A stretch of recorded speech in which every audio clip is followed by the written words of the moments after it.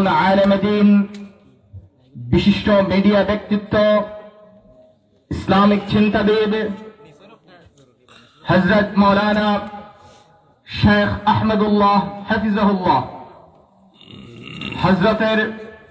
হযরতকে গুরুত্বপূর্ণ আলোচনা পেশ করার জন্য আজকে তাফসীর মাহফিলের পক্ষ থেকে উদাত্ত আহ্বান জানাচ্ছি। আমি আবারও বলতেছি, আমরা যারা একটু বাহিরে ঘোরাফেরা করতেছি, আপনাদের কাছে বিনীত অনুরোধ, আপনারা দয়া করে একটু বসে পড়ুন। শায়েখ অনেক দূর থেকে এসেছেন, আপনারা যদি এইভাবে দাঁড়িয়ে থাকেন, হাঁটাফেরা করেন, তাহলে শায়েখের মনে কষ্ট হবে। তাই আপনাদের কাছে অনুরোধ, আপনারা তাড়াতাড়ি প্যান্ডেলের নিচে বসে পড়ুন। এই মুহূর্তেই শায়েখের বয়ান অনুষ্ঠিত হবে।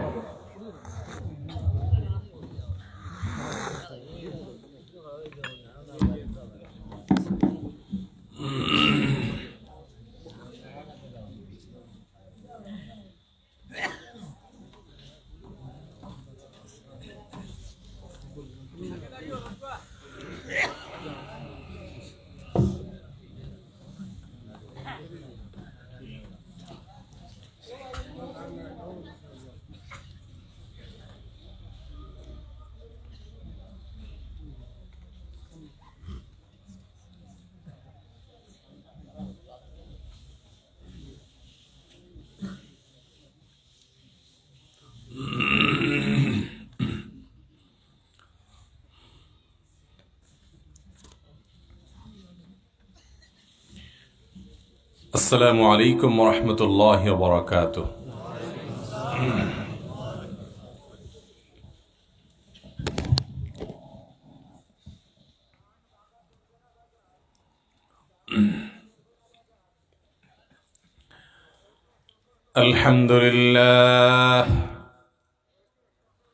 الحمد لله نحمده ونستعينه ونستغفره ونؤمن به ونتوكل عليه ونعوذ بالله من شرور أنفسنا ومن سيئات أعمالنا من يهده الله فلا مضل له ومن يضلل فلا هادي له ونشهد أن لا إله إلا الله وحده لا شريك له ونشهد أن محمدا عبده ورسوله أرسله بالحق بشيرا ونذيرا وداعيا إلى الله بإذنه وسراجا منيرا أما بعد فقد قال الله تبارك وتعالى في كلامه المجيد وفرقانه الحميد بعد أعوذ بالله من الشيطان الرجيم بسم الله الرحمن الرحيم قد أفلح المؤمنون الذين هم في صلاتهم خاشعون وقال تبارك وتعالى فإن تابوا وأقاموا الصلاة وآتوا الزكاة فإخوانكم في الدين وقال النبي صلى الله عليه وسلم العهد الذي بيننا وبينهم ترك الصلاة العهد الذي بيننا وبينهم الصلاة فمن ترك الصلاة فقد كفر أو كما قال عليه الصلاة والسلام ঐতিহ্যবাহী সিলেট জেলার অন্তর্গত গোলাপনগর পশ্চিমগাঁও বাইতুল আমান জামে মসজিদ বাঘা গোপালগঞ্জ সিলেটের উদ্যোগে আয়োজিত গোলাপগঞ্জ সিলেটের উদ্যোগে আয়োজিত তাফসিরুল কোরআন মাহফিলের সম্মানিত সভাপতি উপস্থিত উলামায়ে কেরাম এবং দূর দূরান্ত থেকে আগত আমাদের প্রাণপ্রিয় দ্বীনী ভাইয়েরা ও পর্দার আলের মা ও বোনেরা, আল্লাহ রাব্বুল আলামিন আমাদের সবাইকে সৃষ্টি করেছেন তার গোলামি এবং দাসত্ব করার জন্য, আনুগত্য প্রদর্শন করার জন্য, আনুগত্যের প্রকাশ ঘটাবার জন্য। আজ আমরা এখানে একত্রিত হয়েছি, মসজিদের আঙ্গিনায় আমরা বসেছি কোরআনে কারীম থেকে এবং রাসূল করিম সাল্লাল্লাহু আলাইহি ওয়াসাল্লামের হাদিস থেকে কিছু কথা শোনার জন্য। আল্লাহ রাব্বুল আলামিন আমাদের এই আশাকে, আমাদের এই বসাকে, একত্রিত হওয়াকে কবুল আর মঞ্জুর করুন, বলুন আমিন। মুহতারাম হাজরিন, আমরা এই অল্প সময়ের মধ্যে পৃথক দুটি বিষয় নিয়ে কিছু কথা আরজ করব। এরপর আপনাদের কিছু প্রশ্ন আমাদের কাছে জমা হয়েছে, সেগুলোর উত্তর আমরা সংক্ষেপে দেওয়ার চেষ্টা করব কোরআন এবং হাদিস থেকে। তারপরে ইনশাআল্লাহ শেষের বক্তা আলোচনা করবেন এবং মজলিস শেষ করে আপনারা বাসায় যাবেন। যে বিষয়টি আমি আজকে শুরুতে আলোচনা করতে চাই সেটা হলো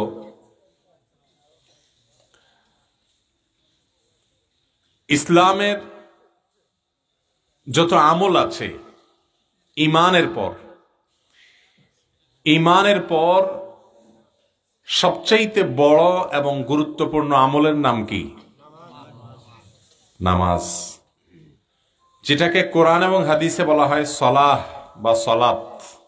আমরা নামাজ বলে চিনি, জানি এই সাবকন্টিনেন্টের মানুষ। এই সালাতের গুরুত্ব আমরা বেশিরভাগ মুসলমানরা আমরা জানি না। কোরআন এবং হাদিসে সলাতের যে গুরুত্ব, নামাজের যে গুরুত্ব আলোচনা করেছেন স্বয়ং আমাদের মালিক আল্লাহ রাব্বুল আলামিন এবং তার প্রেরিত রাসূল মুহাম্মদুর রাসূলুল্লাহ সাল্লাল্লাহু আলাইহি ওয়াসাল্লাম। সেগুলো নিয়ে আলোচনা করলে কয়েক ঘন্টা কথা বলা যাবে। আমরা শুধুমাত্র কোরআন এবং হাদিস থেকে সেই সমস্ত আয়াত এবং হাদিসের সামান্য কিছু আপনাদের সামনে পেশ করব। কোরআনে কারীমের একটি আয়াত আমি তেলাওয়াত করেছি, সূরা মুমিনুন 18 নম্বর পারার একেবারে প্রথম এবং দ্বিতীয় আয়াত। আল্লাহ রাব্বুল আলামিন ইরশাদ করেছেন, قد أفلح المؤمنون الذين هم في صلاتهم خاشعون। আল্লাহ তাআলা ঈমানদার বান্দা যারা আল্লাহর প্রতি বিশ্বাস আনছে, তারা সবাই কি প্রথম চান্সেই জান্নাতে চলে যাবে? বুঝেন নাই? আল্লাহ তাআলার প্রতি যারা ঈমান আনছেন তারা সবাই কি প্রথম চান্সেই জান্নাতে চলে যাবে? যারা গুনাহ করেছেন, আল্লাহর নাফরমানি করেছেন, আল্লাহর অবাধ্য হয়েছেন, খারাপ পথে চলেছেন, তাদের সে সমস্ত কর্মের কারণে শাস্তির যদি লেখা থাকে তাহলে শাস্তি হবে। তারপরে ঈমান যদি থাকে আল্লাহ তাআলা তাকে জান্নাতে প্রবেশ করাবেন। ঠিক না বে ঠিক? প্রথম চান্সে যারা জান্নাতে যেতে চায়, মুসলমান হলেই সবাই আখিরাতে কিয়ামতের দিন শেষ হাসি হাসবে না। কিছু মানুষ আছে যারা কিয়ামতের ময়দানে শেষ হাসি হাসতে পারবেন। আল্লাহ রাব্বুল আলামিন এর দরবারে কিয়ামতের দিন যারা সাকসেস হবেন, পাশ করবেন প্রথম চান্সেই, সেরকম লোকদের কিছু বৈশিষ্ট্যের কথা আল্লাহ তাআলা কোরআনে কারীমের 18 নম্বর পারার শুরুতে আলোচনা করেছেন। আখিরাতে সফল হওয়ার জন্য, সাকসেস হওয়ার জন্য, আল্লাহর দরবারে শেষ হাসি হাসার জন্য কয়েকটা কাজের মধ্যে প্রথম কাজ হলো আল্লাযীনা হুম ফী সালাতিহিম খাশিউন। যে সমস্ত ঈমানদাররা 5 ওয়াক্ত নামাজ পড়ে তো পড়ে, এমন ভাবে পড়ে যে তাদের নামাজের প্রতি মনোযোগ আছে, নামাজের প্রতি খুশু আছে, আন্তরিকতা আছে, সালাতের দিকে তাদের মন থাকে। এরকম ভাবে যদি কেউ 5 ওয়াক্ত সালাতকে আজীবন আদায় করে যায়, তাহলে আখিরাতে কিয়ামতের দিনে সফল কাম হওয়ার জন্য যে কয়েকটি শর্ত আছে তার প্রথম এবং মেইন শর্ত সে পূরণ করতে পারল। তাহলে বোঝা গেল নামাজ ছাড়া, 5 ওয়াক্ত সালাত আদায় করা ছাড়া কিয়ামতের দিন আল্লাহ রাব্বুল আলামিনের কাছে সফলতা অর্জন করার, জান্নাত লাভ করার, আল্লাহর সন্তুষ্টি অর্জন করার কোনো পথ খোলা নাই। শুধু তাই না, আমাদের সমাজের বেশিরভাগ মুসলমান তো মনে করে নামাজ না পড়লে কি হয়েছে, ঈমান আছে। বলে না অনেক সময়, বলে নামাজ পড়তে যাও না কেন? বলে যে নামাজ না পড়লে কি হয়েছে, আমার ঈমান আছে। নামাজ না পড়ার পরেও যে ব্যক্তি ঈমান থাকার দাবি করে, এর দাবিটা হলো ব্রাশ না করলে কি হয়েছে, আমার মুখ পরিষ্কার আছে। এই দাবি যে করে তার দাবি, আর বেনামাজি নামাজ না পড়েও ঈমান আছে এই দাবি করা মানুষের ভিতরে কোনো পার্থক্য নাই। কেন নাই জানেন?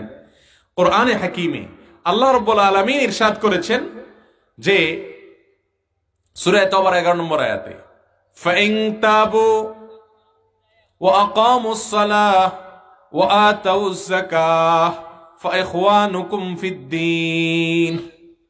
কোন অমুসলিম যদি সে তওবা করে শিরক কুফরের পথ ছেড়ে ঈমানের পথে আসে, এরপরে যদি সে 5 ওয়াক্ত সালাত কায়েম করে, সালাত যথাযথভাবে সঠিকভাবে আদায় করে, আর সম্পদ থাকলে যাকাত দেয়, আর না থাকলে তো নাই, এই কাজগুলো যদি কেউ করে, ফাইখওয়ানুকুম ফিদ্দীন, তাহলে ও মুসলমানরা, তাহলে ওই ব্যক্তি তোমাদের ধর্মের ভাই, অর্থাৎ মুসলমান ভাই। তাহলে মুসলমান ভাই হতে হলে নামাজ পড়তে হবে, নামাজ না পড়ে মুসলমান ভাই হওয়ার সুযোগ নাই। রাসূল করিম সাল্লাল্লাহু আলাইহি সাল্লাম বলেছেন, আল আহদুল্লাযী বাইনানা ওয়া বাইনাহুম আস-সালাহ। ও দুনিয়ার মানুষ, অমুসলমান, বেঈমান, কাফের এবং মুশরিকদের সাথে আমাদের যে পার্থক্য, আমরা মুসলিম হিসেবে আমাদের যে অঙ্গীকার, সেটা হলো সালাত। মুসলমান হওয়া মানে হলো নামাজ পড়ার অঙ্গীকার করা।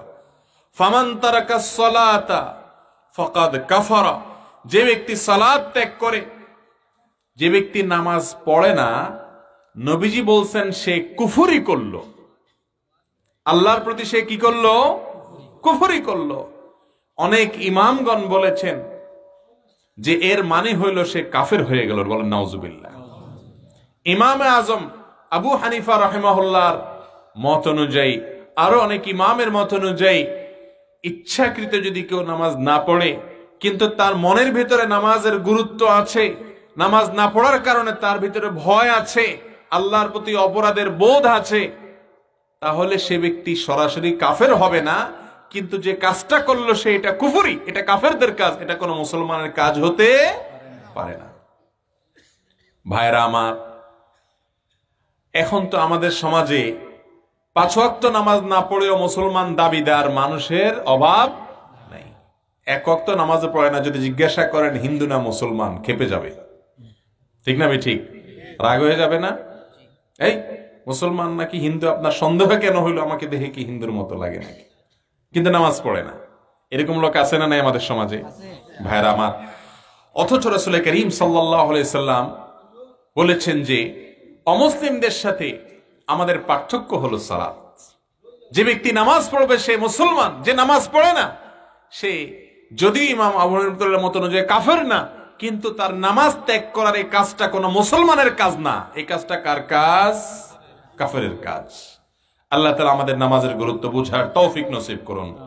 ভাইরা আমার, ওমর ফারুক রাদিয়াল্লাহু তাআলা আনহু বলেছেন, যখন তিনি শত্রুর আক্রমণে যখন তিনি অসুস্থ হয়ে পড়েছেন, বারবার সেন্সলেস হয়ে যাচ্ছেন, ফেরোজ আদ-দাইলামির আঘাতপ্রাপ্ত হয়েছেন, বেহুশ হয়ে গেছেন, নামাজ শেষ হয়ে গেছে। যখন হুঁশ আসছে, আব্দুল্লাহ ইবনে আব্বাস রাদিয়াল্লাহু তাআলা আনহু কে জিজ্ঞাসা করলেন, মসজিদে কি জামাত হয়ে গেছে? তিনি বললেন হ্যাঁ হয়ে গেছে। তখন ওমর ফারুক রাদিয়াল্লাহু তাআলা আনহু নিজে তো নামাজ পড়লেন, আর বললেন হ্যাঁ, লা হাদ্দা ফিল ইসলামি লিমান তারাকাস সালাহ, যে নামাজ পড়ে না ইসলামে তার কোনো অংশ নাই, হিস্সা নাই, অংশীদার নাই, ইসলামে তার কোনো নাম থাকতে পারে না, যে নামাজ পড়ে না।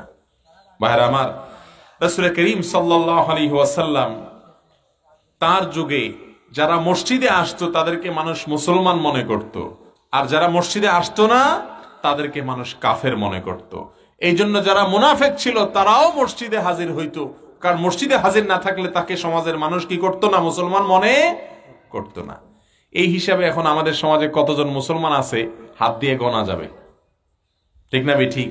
এক এক এলাকায় মসজিদে কয়জন মুসল্লি হাজির হয়, যে কয়জন মুসল্লি হাজির হয় তারাই হলো মূলত মুসলমান, আর যারা হাজির হয় না, মহিলা এবং শিশু বাদে, বৃদ্ধ এবং অসুস্থ বাদে, তাদেরকে মুসলমান বলা কঠিন। আল্লাহ তাআলা আমাদের সবাইকে নামাজের গুরুত্ব বোঝার তৌফিক নসিব করুন। ভাইরা আমার, জাহান্নামীদেরকে যখন নিক্ষেপ করা হবে তখন তাদেরকে বলা হবে তাদেরকে বলা হবে মা সালাকাকুম ফি সাকার, তোমাদেরকে জাহান্নামে কোন জিনিসে আনছে। জাহান্নামীদেরকে জিজ্ঞাসা করা হবে যে জাহান্নামীরা তোমরা কেন আজকে জাহান্নামে আসলে, কি কাজের কারণে জাহান্নামে আসতে হলো? ক্বালু লাম নাকু মিনাল মুসাল্লিন, তারা বলবে এক নম্বর কারণ হলো আমরা মুসল্লি ছিলাম না, দুনিয়াতে নামাজ পড়তাম না। এই আয়াত থেকে বোঝা গেল জাহান্নামে যাওয়ার সবচেয়ে বড় কারণ, কুফরির পরে সবচেয়ে বড় কারণ হলো নামাজ ত্যাগ করা। আমাদের দেশে অনেক লোক আছে শুধু জুমার দিন নামাজ পড়ে, আছে না নেই? অনেকে আছে শুধু ঈদের দিন পড়ে, অনেকে আছে প্রতিদিন পড়ে কিন্তু সেটা সুবিধা অনুযায়ী, মাগরিবার এশাটা চা দোকানে আড্ডা মারার পর একটু মসজিদে এসে পড়ে, ফজর নামাজ কম্বলের নিচে পড়ে। এরকম মুসল্লি আছে না নাই? কম্বলের নিচে নামাজ পড়া মুসল্লি যারা, তারা প্রকৃত পক্ষে মুসল্লি হতে পারবে না। নামাজ 5 ওয়াক্তের মধ্যে যদি কেউ 1 ওয়াক্ত নিয়মিত ইচ্ছাকৃত যদি তরক করে, বাদ দেয়, তো আল্লাহর খাতায় সে মুসলিম হওয়ার কোনো সুযোগ নেই।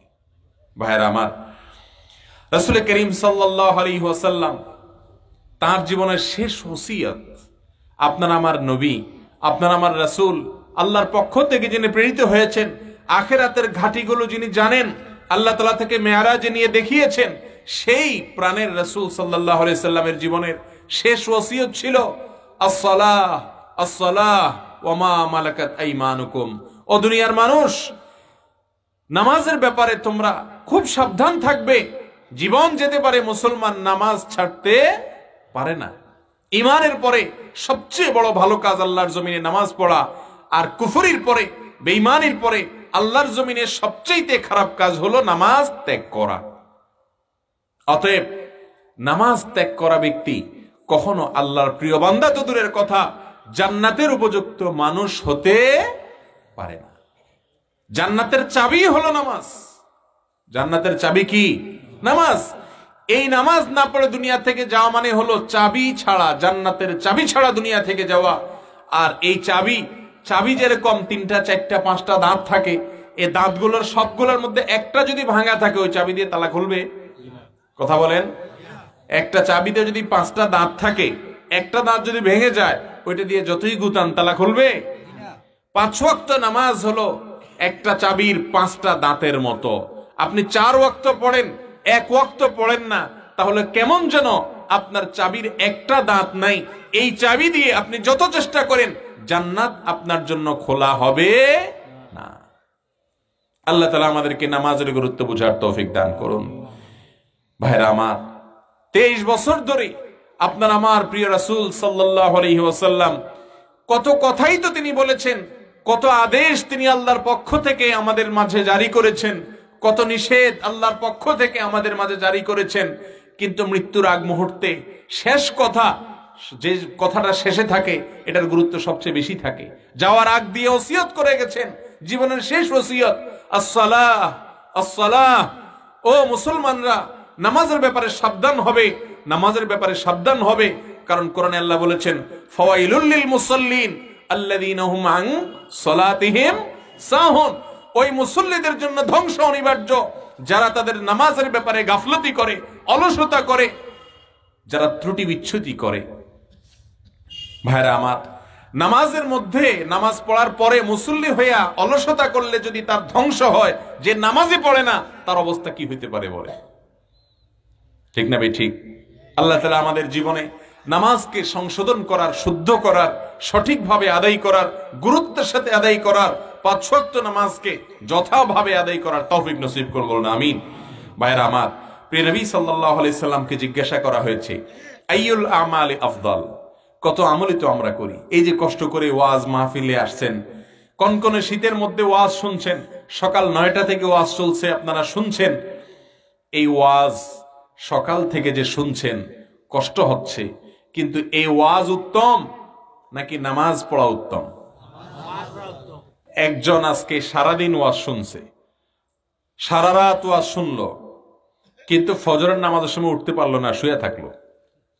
আরেকজন ওয়াজ টোয়াজ শুনে নাই, এশার নামাজ জামাতের সাথে পড়ছে, আবার ফজরটা গিয়ে জামাতের সাথে পড়ছে। এই দুই লোকের মধ্যে কে উত্তম? কোন সন্দেহ আছে? কিন্তু আমাদের দেশে মানুষ ওয়াজ শুনতে রাজি আছে, নামাজ পড়তে রাজি নেই। জানে না যে ওয়াজের চাইতে নামাজের গুরুত্ব শত শত হাজার হাজার গুণ বেশি। কোরআন শরীফ পড়ার চাইতে, ওয়াজ করার চাইতে, ওয়াজ শোনার চাইতে, অনেক ভালো কাজ করার চাইতে, বরং পৃথিবীর যত ভালো কাজ আছে, পৃথিবীতে যত ভালো কাজ হতে পারে, সকল ভালো কাজের চাইতে শ্রেষ্ঠ ভালো কাজ হলো কি করা? নামাজ আদায় করা। ভাইরা আমার, এই নামাজ সম্পর্কে আল্লাহ তাআলা কিয়ামতের ময়দানে সর্বপ্রথম হিসাব নেবেন। আউয়ালু মা ইউহাসাবু বিহিল আবদু ইয়াওমাল কিয়ামাতিস সালাহ। কিয়ামতের দিন আমাদের সারা জীবনের হিসাব দিতে হবে। মালিকের সামনে যখন দাঁড়াবেন, সবার আগে আল্লাহ রাব্বুল আলামিন বলবে, বান্দা কি আমল করছো না করছো সব পরে, আগে নামাজের হিসাব দাও। প্রাপ্তবয়স্ক হয়েছ, বালেগ হয়েছ কত বছর বয়সে, মৃত্যু বরণ করেছ কত বছর বয়সে, এর মধ্যে কত হাজার ওয়াক্ত তোমার উপরে নামাজ ফরজ হয়েছে, কতগুলো আদায় করেছ, কতগুলো বাদ দিয়েছ, কোনটা সঠিকভাবে পড়ছো নামাজ, কোনটা সঠিকভাবে পড়ো নাই, আগে নামাজের হিসাব দাও। প্রিয় নবীজি বলেন, এই হাদিস বলার পরে, যে ব্যক্তির নামাজের হিসাব সঠিকভাবে দিতে পারবে, নামাজের হিসাবে যার ব্যক্তির গড়বড় বেশি ধরা পড়বে না, ফাকাদ ফাযা ওয়া আফলাহ, তাহলে সে ব্যক্তি, অন্য সব হিসাব তার সহজ করে দেয়া হবে, সে সফল হবে, জান্নাতে চলে যাবে। আর যার নামাজের হিসাবের মধ্যে গড়বড়ই থাকবে, ভেজাল থাকবে, এখানে ঝামেলা ধরা পড়বে, তাহলে ফাকাদ খাবা ওয়া খাসির, তাহলে সে ক্ষতিগ্রস্ত হয়ে যাবে, আর সামনে অন্য কোনটার হিসাব দিয়ে সে আগাইতে পারবে না। অতএব ভাইরা আমার, যদি আল্লাহর প্রতি বিশ্বাস থাকে, আল্লাহর সামনে দাঁড়াতে হবে, কিয়ামতের ময়দানে হিসেব হবে, জবাবদিহি করতে হবে, এই বিশ্বাস যদি থাকে আপনার মধ্যে, তাহলে আপনার জীবনে নামাজের চাইতে গুরুত্বপূর্ণ আর কোনো কাজ থাকতে পারে না। আল্লাহ তাআলা আমাদের সবাইকে 5 ওয়াক্ত নামাজ জামাতের সাথে যথা নিয়মে আদায় করার তৌফিক নসিব করুন। ভাইরা আমার, নামাজটা হলো আমাদের জন্য পেট্রোল পাম্পের মতো। একটা গাড়ি চলতে গেলে যেরকম পেট্রোল লাগে, গ্যাস লাগে, যখন শেষ হয়ে যায় একটা পাম্পে ঢুকে আবার এটা রিফিল করতে হয়, আবার কিছু দূর চলে, আবার শেষ হয়ে গেলে আবার ঢুকাইতে হয়, এইভাবে চলতে হয়। আর যদি পেট্রোল বা গ্যাস না নেওয়া হয়, তাহলে গাড়ি বেশি দূর চলবে না। মুসলমানের জন্য 5 ওয়াক্ত নামাজ হলো 5 বার চার্জ করা, রিচার্জ করা। নবী করিম সাল্লাল্লাহু আলাইহি সাল্লাম বলেছেন যে, আস-সালাওয়াতুল খামস ওয়াল জুমআতু ইলাল জুমআহ কাফারাতুন লিমা বাইনাহুমা। 5 ওয়াক্ত নামাজ মুসলমানের জন্য কাফারা স্বরূপ। কি কাফারা? সে 1 ওয়াক্ত নামাজ পড়ার পরে, ফজর নামাজ পড়ার পরে যদি সে বাহিরে যায়, কাজকাম করে, খেতে খামারে চলে যায়, ব্যবসা বাণিজ্যে চলে যায়, বাজার ঘাটে চলে যায়, অফিস আদালতে চলে যায়, এর ভেতরে তার যে ছোটখাটো ভুল ত্রুটিগুলো হয়, অসংখ্য ভুল হয় যেটা আমরা জানিও না, যদি সে আবার জোহরের সময় মুয়াজ্জিন যখন আল্লাহু আকবার বলে ডাক দিবে, আল্লাহ বড় বলবে, সবকিছুকে ফেলে দিয়ে আল্লাহ বড় এই কথার স্বীকার করে মসজিদে চলে আসবে, আল্লাহকেই বড় রাখবে, মনে করবে, ওই ব্যক্তি ফজর থেকে জোহর পর্যন্ত যেসব ছোটখাটো ভুল ত্রুটি করে আল্লাহ তাআলা ওই জোহরের নামাজ পড়ার মাধ্যমে তার সবগুলো মাফ করে দেন। আবার জোহর পড়ে যে ব্যক্তি মসজিদ থেকে বের হয়ে যায়, অন্য কাজে কামে লেগে যায়, ছোটখাটো ভুল ত্রুটি হয়, আসরের নামাজ যদি মসজিদে এসে পড়ে আল্লাহ তাআলা তাকে ওই আসর নামাজের মাধ্যমে জোহর থেকে আসর পর্যন্ত যে ভুল ত্রুটি হয় সেগুলো মাফ করে দেন। আর এইভাবে 5 ওয়াক্ত নামাজ যদি কেউ পড়ে আল্লাহ তাআলা তাকে সমস্ত ভুল ত্রুটি মাফ করে দেন। আর এই জন্যই কিয়ামতের ময়দানে যার নামাজের হিসেবে কোনো ভেজাল থাকবে না, গড়বড় থাকবে না, এই ব্যক্তি হাসতে হাসতে সহজে ইনশাআল্লাহ জান্নাতে যেতে পারবে। আল্লাহ তাআলা আমাদের সবার নামাজগুলোকে সংশোধন করার তৌফিক নসিব করুন, বলুন আমিন। ভাইরা আমার, আমাদের প্রিয় নবী সাল্লাল্লাহু আলাইহি ওয়াসাল্লাম আমাদেরকে জান্নাতে যাওয়ার জন্য নামাজকে সবচেয়ে গুরুত্বের সাথে আদায় করার জন্য এটাকে শর্তের মতো উল্লেখ করেছেন। সহিহ মুসলিমের হাদিসে আছে, নবী করিম সাল্লাল্লাহু আলাইহি ওয়াসাল্লাম বলেছেন, ওয়াস-সালাতু নূর। কিয়ামতের ময়দানে যখন অন্ধকার থাকবে, নামাজ হবে আলো। নামাজ হবে আলো। যে ব্যক্তি বেনামাজি হবে সে অন্ধকারে থাকবে। আল্লাহ রাব্বুল আলামিন নামাজটাকে আলো, লাইট হিসেবে, ফোকাস হিসেবে দিবেন। এবং ওযুর যে অঙ্গগুলো নবী সাল্লাল্লাহু আলাইহি ওয়াসাল্লাম বলেছেন এগুলা গুররা মুহাজ্জালিন, জ্বলজ্বল করে জ্বলতে থাকবে। কিয়ামতের ময়দানে এগুলো লাইটের কাজ দিবে। সেদিন অন্ধকার থাকবে। এই অন্ধকার দুনিয়ার অন্ধকারের মতো নয়, 2-4 সেকেন্ডের অন্ধকার নয়, শত শত বছরের অন্ধকার। যে অন্ধকার থেকে রক্ষা পাওয়ার জন্য কোন লাইটের কোনো ব্যবস্থা থাকবে না। এই জন্য 5 ওয়াক্ত নামাজকে গুরুত্বের সাথে আদায় করতে হবে। আমাদের প্রিয় নবী সাল্লাল্লাহু আলাইহি সাল্লাম এই নামাজকে ইসলামের দ্বিতীয় রকম সাব্যস্ত করেছেন। ইসলাম নামক ঘরের যেরকম খুঁটি ছাড়া ঘর হয় না, ইসলামের এরকম 5টা খুঁটি আছে, 5টা রোকন আছে, 5টা পিলার আছে। এই পিলার ছাড়া ইসলাম হয় না। ইসলামের পিলারের 1 নম্বরের পিলার হলো ঈমান, আর 2 নম্বরের পিলার হলো কি? নামাজ। এই জন্য ঈমানের পরবর্তী পিলার, এই পিলার ত্যাগকারী ব্যক্তি নিজেকে ঈমানদার দাবি করতে পারে না। প্রিয় নবী সাল্লাল্লাহু আলাইহি সাল্লাম বলেছেন, হাফিজু আলাস সালাওয়াত। আল্লাহ তাআলা বলেছেন কোরআনে কারীমে, হাফিজু আলাস সালাওয়াত, তোমরা সমস্ত নামাজকে হেফাজত করবে, সব নামাজকে হেফাজত করবে। সবগুলা পড়ো, ফজরটা পড়ো না, অথবা মাগরিব এশা পড়ো, ফজর জোহর পড়ো না, মন মতো পড়ো, যখন খুশি তখন। এটা কখনো নামাজ পড়া হতে পারে না। সকল নামাজকে হেফাজত করার জন্য, সকল নামাজকে যথাসময় আদায় করার জন্য আল্লাহ তাআলা নির্দেশ করেছেন। আল্লাহ তাআলা আমাদের সবাইকে আদায় করার তৌফিক নসিব করুন। 5 ওয়াক্ত নামাজ পড়বেন তো ইনশাআল্লাহ? 5 ওয়াক্ত নামাজ না পড়ে ভাইরা আমার নিজেকে ঈমানদার দাবি করা যাবে না। নামাজের মধ্যে আমাদের যারা মোটামুটি নামাজ পড়ার চেষ্টা করেন তাদের আবার একটা বড় এবং কমন ত্রুটি আছে, ভুল আছে। আর সে ভুলটা হলো, মা বোনরা, বিশেষ করে আপনার গ্রামে বেশি, শহরেও আছে, একটা বদভ্যাস হলো মা বোনরা নামাজ পড়ে কিন্তু শেষের দিকে আইসা, ওয়াক্তের শেষের দিকে। এই রোগটা অনেক মা বোনের মধ্যে আছে না নেই? যেহেতু তারা মসজিদে এসে জামাতে নামাজ পড়ার নির্দেশ তাদের জন্য নাই, এই জন্য বাসায় নামাজ পড়ছি করতে করতে দেখা যায়, বিশেষ করে জোহরের নামাজ সব কাজ কাম শেষ করে নামাজ পড়বে, এই শেষ করতে করতে দেখা যায় 2টা, 2:30, 3টা বেজে যায়। ঠিক না ঠিক? নামাজকে সময় মতো আদায় করতে হবে। আল্লাহ তাআলা কোরআনে বলেছেন, ইন্নাস সালাতা কানাত আলাল মুমিনিনা কিতাবাম মাওকুতা। নামাজ সময় মতো পড়া লাগবে, মন মতো পড়লে হবে না।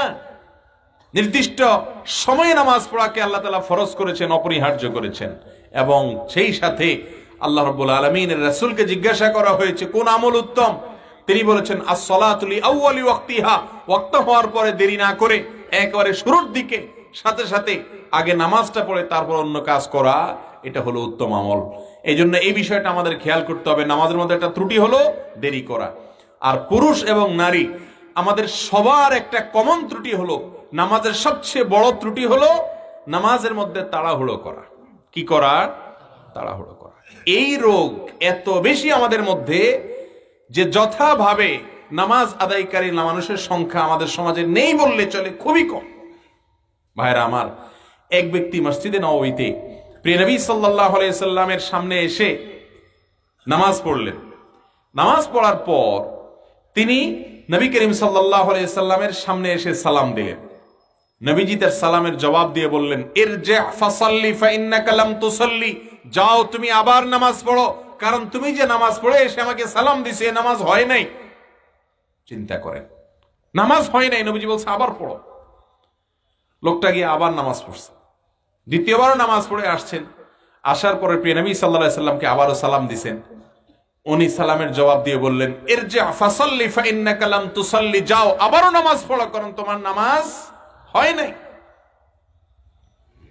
এভাবে 3 বার হওয়ার পর চতুর্থবার এসে লোকটা বলল, ওই আল্লাহর কসম করে বলতেছি হে রাসূল, যে আল্লাহ আপনাকে রাসূল করে পাঠিয়েছেন, আমি এর চাইতে ভালো করে আর নামাজ পড়া জানি না। তখন এবার নবীজি বললেন, আসো তাহলে তোমাকে নামাজ শিখাই, কিভাবে নামাজ পড়বা।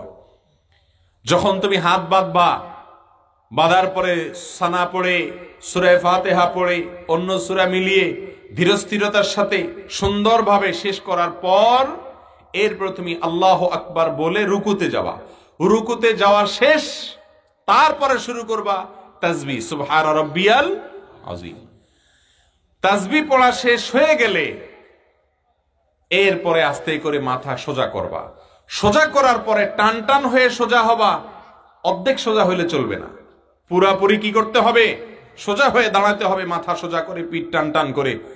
একটু অপেক্ষা করবা, সোজা হয়ে আবার দৌড় দিবা না, সোজা হয়ে একটু অপেক্ষা করতে হবে। এরপরে সোজা হওয়ার পরে একটা দোয়া আছে, হামদান কাসীরান তাইয়িবান মুবারাকান ফি।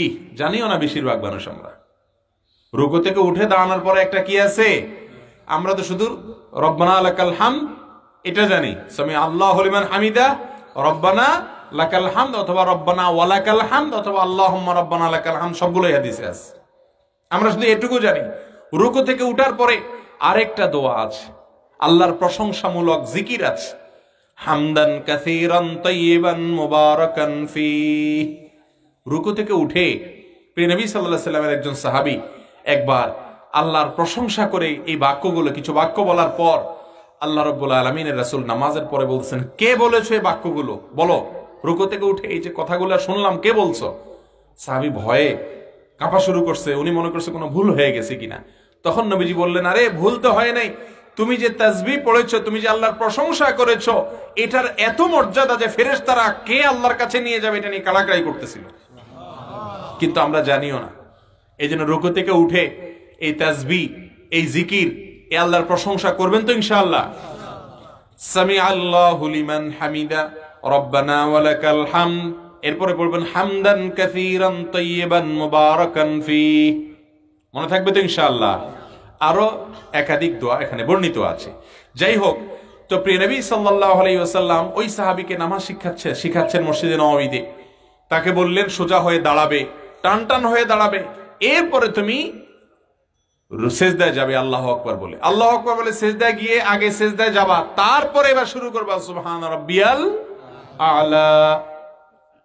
ধীরে ধীরে, হুলস্থুল না, সুবহান রাব্বিয়াল আলা, সুবহান রাব্বিয়াল আলা, সুবহান রাব্বিয়াল আলা, সুবহান। আমরা এরকম পড়ি না? এরকম পড়লে হবে না। সুবহান রাব্বিয়াল আলা, আল্লাহর প্রশংসা ধীরস্থিরতার সাথে করতে হবে, খুশু এবং খুজু, তাড়াহুড়া করলে হবে না। এরপরে তাসবিহ শেষ, সিজদার শেষ হয়ে গেলে এবার আপনি থেমে কিছুক্ষণ, তারপরে এবার আল্লাহু আকবার বলে উঠবেন। উঠে ওই সাহাবীকে নবীজি শিক্ষা দিচ্ছেন, উঠে অর্ধেক সোজা হয়ে আবার রুকুতে সিজদায় চলে গেলে হবে না, পিঠ টান টান করে সোজা করে বসতে হবে, অপেক্ষা করতে হবে, একটু হইলে অপেক্ষা করতে হবে। আর এক সিজদার পরে উঠে বসে একটা দোয়া আছে, সেই দোয়াটা পড়ার পর আবার সিজদায় যেতে হবে। সেই দোয়াটা কি? আল্লাহুম্মা গফিরলি ওয়ারহামনি ওয়াহদিনি ওয়াআফিনি ওয়ারফা'নি ওয়াজবুরনি ওয়ারযুকনি। কোন কোন বর্ণনায় ওয়াজবুরনি নাই, কম বেশ আছে, বাকি যে কোনোটা পড়লেই চলবে। এখানে কয়েকটা জিনিস আল্লাহর কাছে চাওয়া হয়েছে।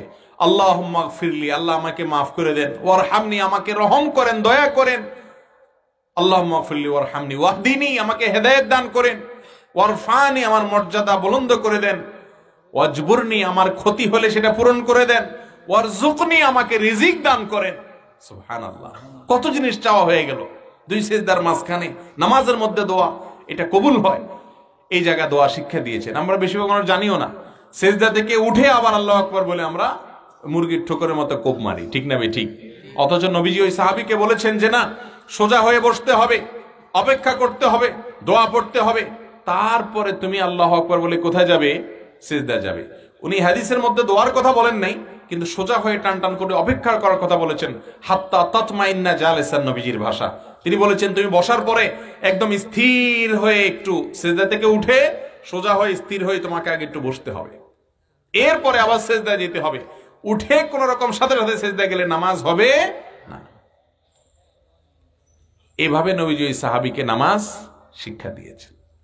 প্রিয় ভাইরা আমার, আর আমাদের বেশিরভাগ মানুষ অবস্থাটা কি আমি বলি, রুকুতে আমরা তাসবিহ যে পড়ি, আল্লাহু আকবার বলে রুকুতে যাইতে, রুকুর অর্ধেক পথে যাইতে যাইতে আল্লাহু আকবার বলা শেষ হয়ে যায় আমাদের। আমরা হুলস্থুল করে বলি তো আল্লাহু আকবার, সেকেন্ডও লাগে না, তাই না?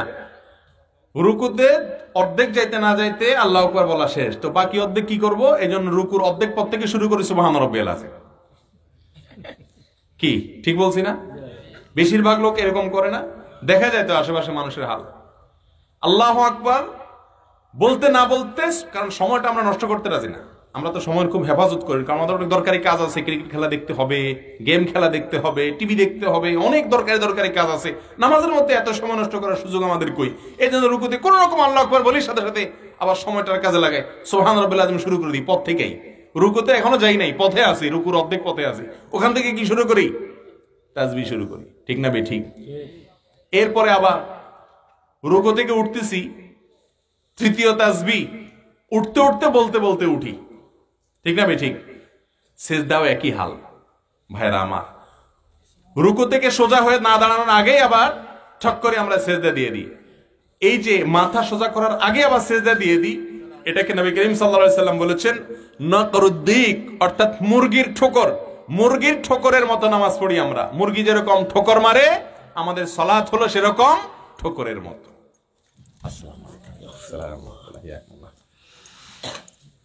তো এরকম এই কিসিমের নামাজ আমরা পড়ি কি পড়ি না বলেন ভাইরা আমার? এই কিসিমের সালাত আদায় করলে হবে না। যথাসম্ভব হযরত হুযায়ফা ইবনুল ইয়ামান রাদিয়াল্লাহু তাআলা আনহুর সামনে এক লোক নামাজ পড়ছেন, এরকম হুলস্থুল মার্কা নামাজ পড়া দেখে তিনি ওই ব্যক্তিকে ডাক দিলেন, এদিকে আসো, কতদিন এই নামাজ পড়ছো? লোকটা একটা বড় ফিগার বলছে, 30 বা 40 বা 50 বছর, সম্ভবত 50 বছর। তখন রাসূল করিম সাল্লাল্লাহু আলাইহি সাল্লামের সাহাবী বললেন, তুমি যত বছর ধরে এই নামাজ পড়ো না কেন, আজীবন এইভাবে নামাজ পড়তেছো, এই নামাজ নিয়ে যদি তুমি কবরে যাও, আল্লাহর কসম করে বলতেছি মুহাম্মদুর রাসূলুল্লাহ সাল্লাল্লাহু আলাইহি সাল্লামের শরীয়ত অনুযায়ী তোমার মৃত্যু হলো না, তার শরীয়ত অনুযায়ী তুমি নামাজ পড়লা না। আজ মুসল্লি তো আছে, কিন্তু সালাত কায়েম করার মতো, আয় আদা উহা বিহুকুকিহা, যথাযথভাবে সালাত আদায় করার মতো মুসল্লির সংখ্যা একেবারেই কম। আল্লাহ তাআলা আমাদের সবাইকে ধীর স্থিরতার সাথে আস্তে আস্তে ভালোভাবে উত্তম রূপে নামাজ পড়ার তৌফিক নসিব করুন। আমাদের অবস্থা হলো এখন নামাজটা হলো একটা বোঝা, একটা বোঝা, পড়ে ফেলতে পারলে ঝামেলা শেষ। আল্লাহর একজন নেককার বান্দা কোথাও সফরে গেছেন, তার সাথে খাদেম ছিল।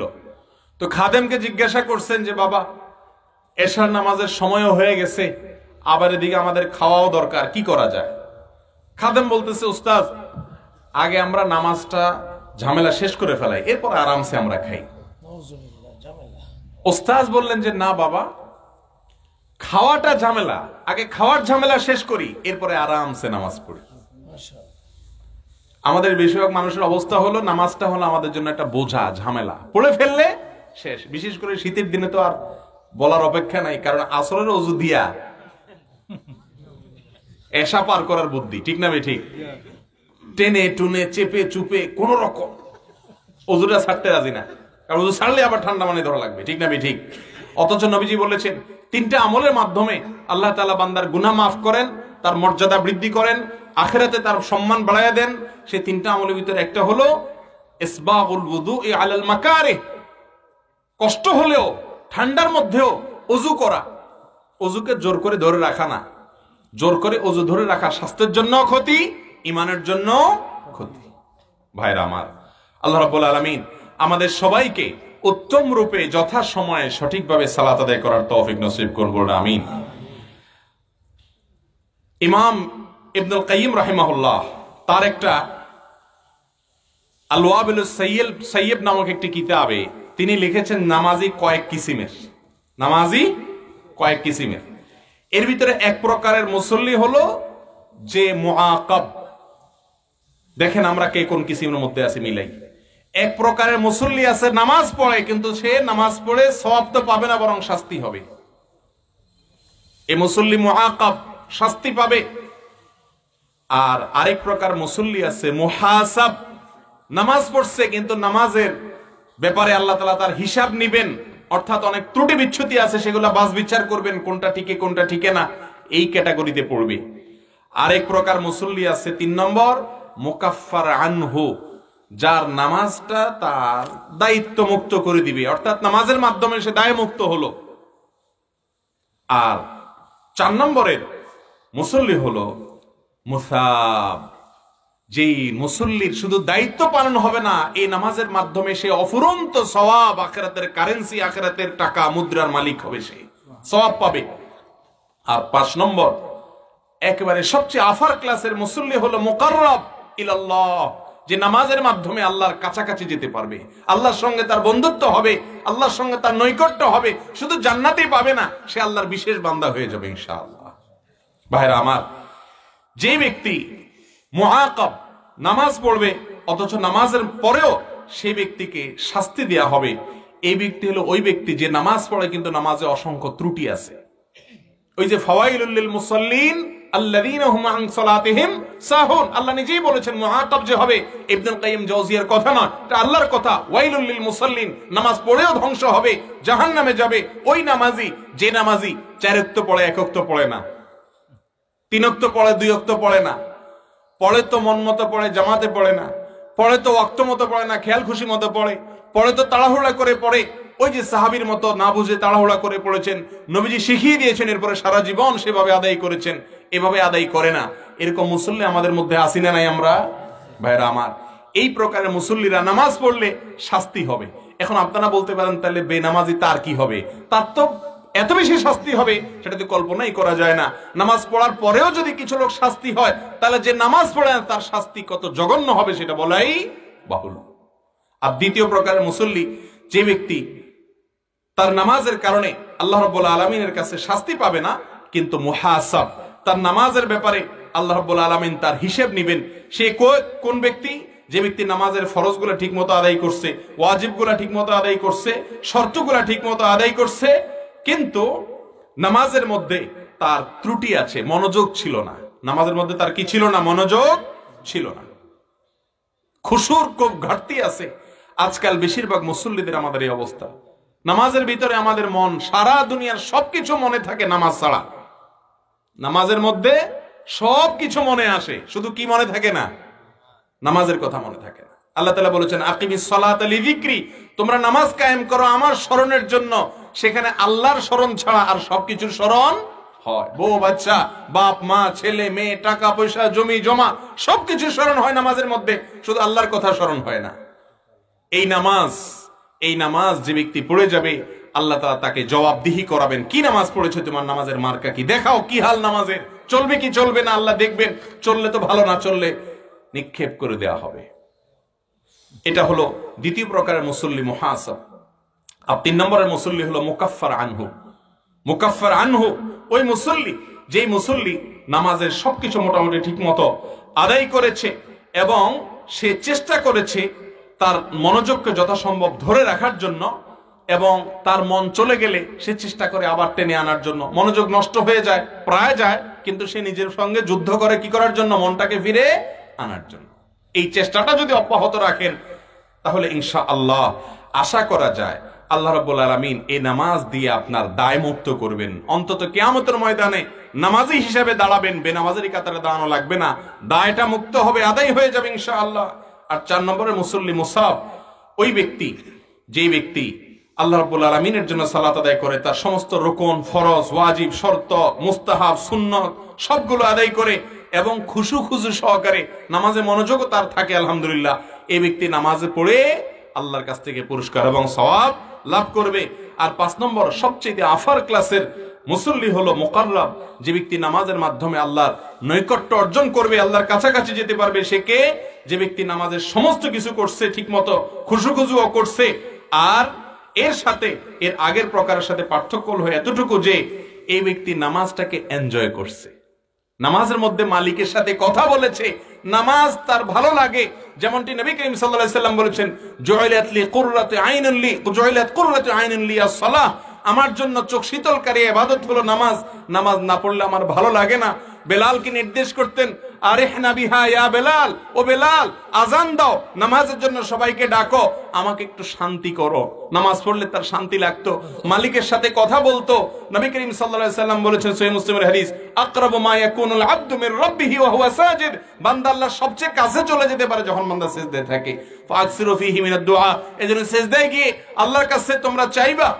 সিজদা হলো আল্লাহর সবচেয়ে কাছে যাওয়ার জায়গা। এজন্য যে সে যখন সূরা ফাতিহা পড়ে, আল্লাহর সাথে কথা বলে, প্রত্যেকটা আয়াতের পরে আল্লাহ জবাব দেন।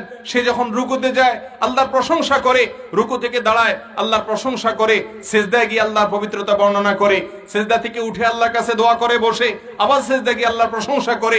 প্রত্যেকটা জিনিস সে বুঝে শুনে করে, আল্লাহকে মনে রেখে করে এবং আল্লাহর সাথে কথোপকথন করে, আল্লাহর সাথে তার কথা হয়। নামাজটা তার শান্তির কারণ। নামাজ থেকে শেষ করে বাহিরে যাওয়ার জন্য সে পাগল পড়া হয় না, বরং বাহিরে থাকলে ওয়ারাজুলুন কলবুহু মুআল্লাকুম বিল মাসাজিদ, বাহিরে থাকলেও তার মন থাকে কোথায়? মসজিদে।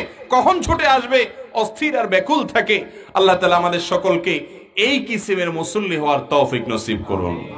ভাইরা আমার, দুনিয়ার ক্ষেত্রে আমরা উন্নতি বুঝি, হাজারপতি লাখপতি হতে চাই, লাখপতি কোটিপতি হতে চাই, কিন্তু বেনামাজি থেকে একটা একটা করে ক্লাস অতিক্রম করে আফার ক্লাসের মুসল্লি, অর্থাৎ মুকাররাব ইলাল্লাহ, আল্লাহর নৈকট্য প্রাপ্ত বান্দা মুসল্লি হওয়ার চেষ্টা আমাদের মধ্যে থাকে না। ভাইরা আমার, ছোটবেলায় 5টা সূরা পড়েছেন মক্তবে, ওই 5টা সূরা নিয়ে বেশিরভাগ মানুষ কবরে চলে যাবে, ঠিক না বেঠিক? 5টা 7টা 10টা সূরা মক্তবে যেটা শিখাইছে হুজুরে, ওইটা নিয়েই আপনি কবরে চলে যাচ্ছেন। আপনার সূরার সংখ্যা, মুখস্থের সংখ্যা আর বাড়তেছে না। যেই ক্লাসের নামাজ পড়তেন ছোটবেলায়, ওই ক্লাসের নামাজ পড়ে চলে যাচ্ছেন, নামাজের কোনো পরিবর্তন হচ্ছে না।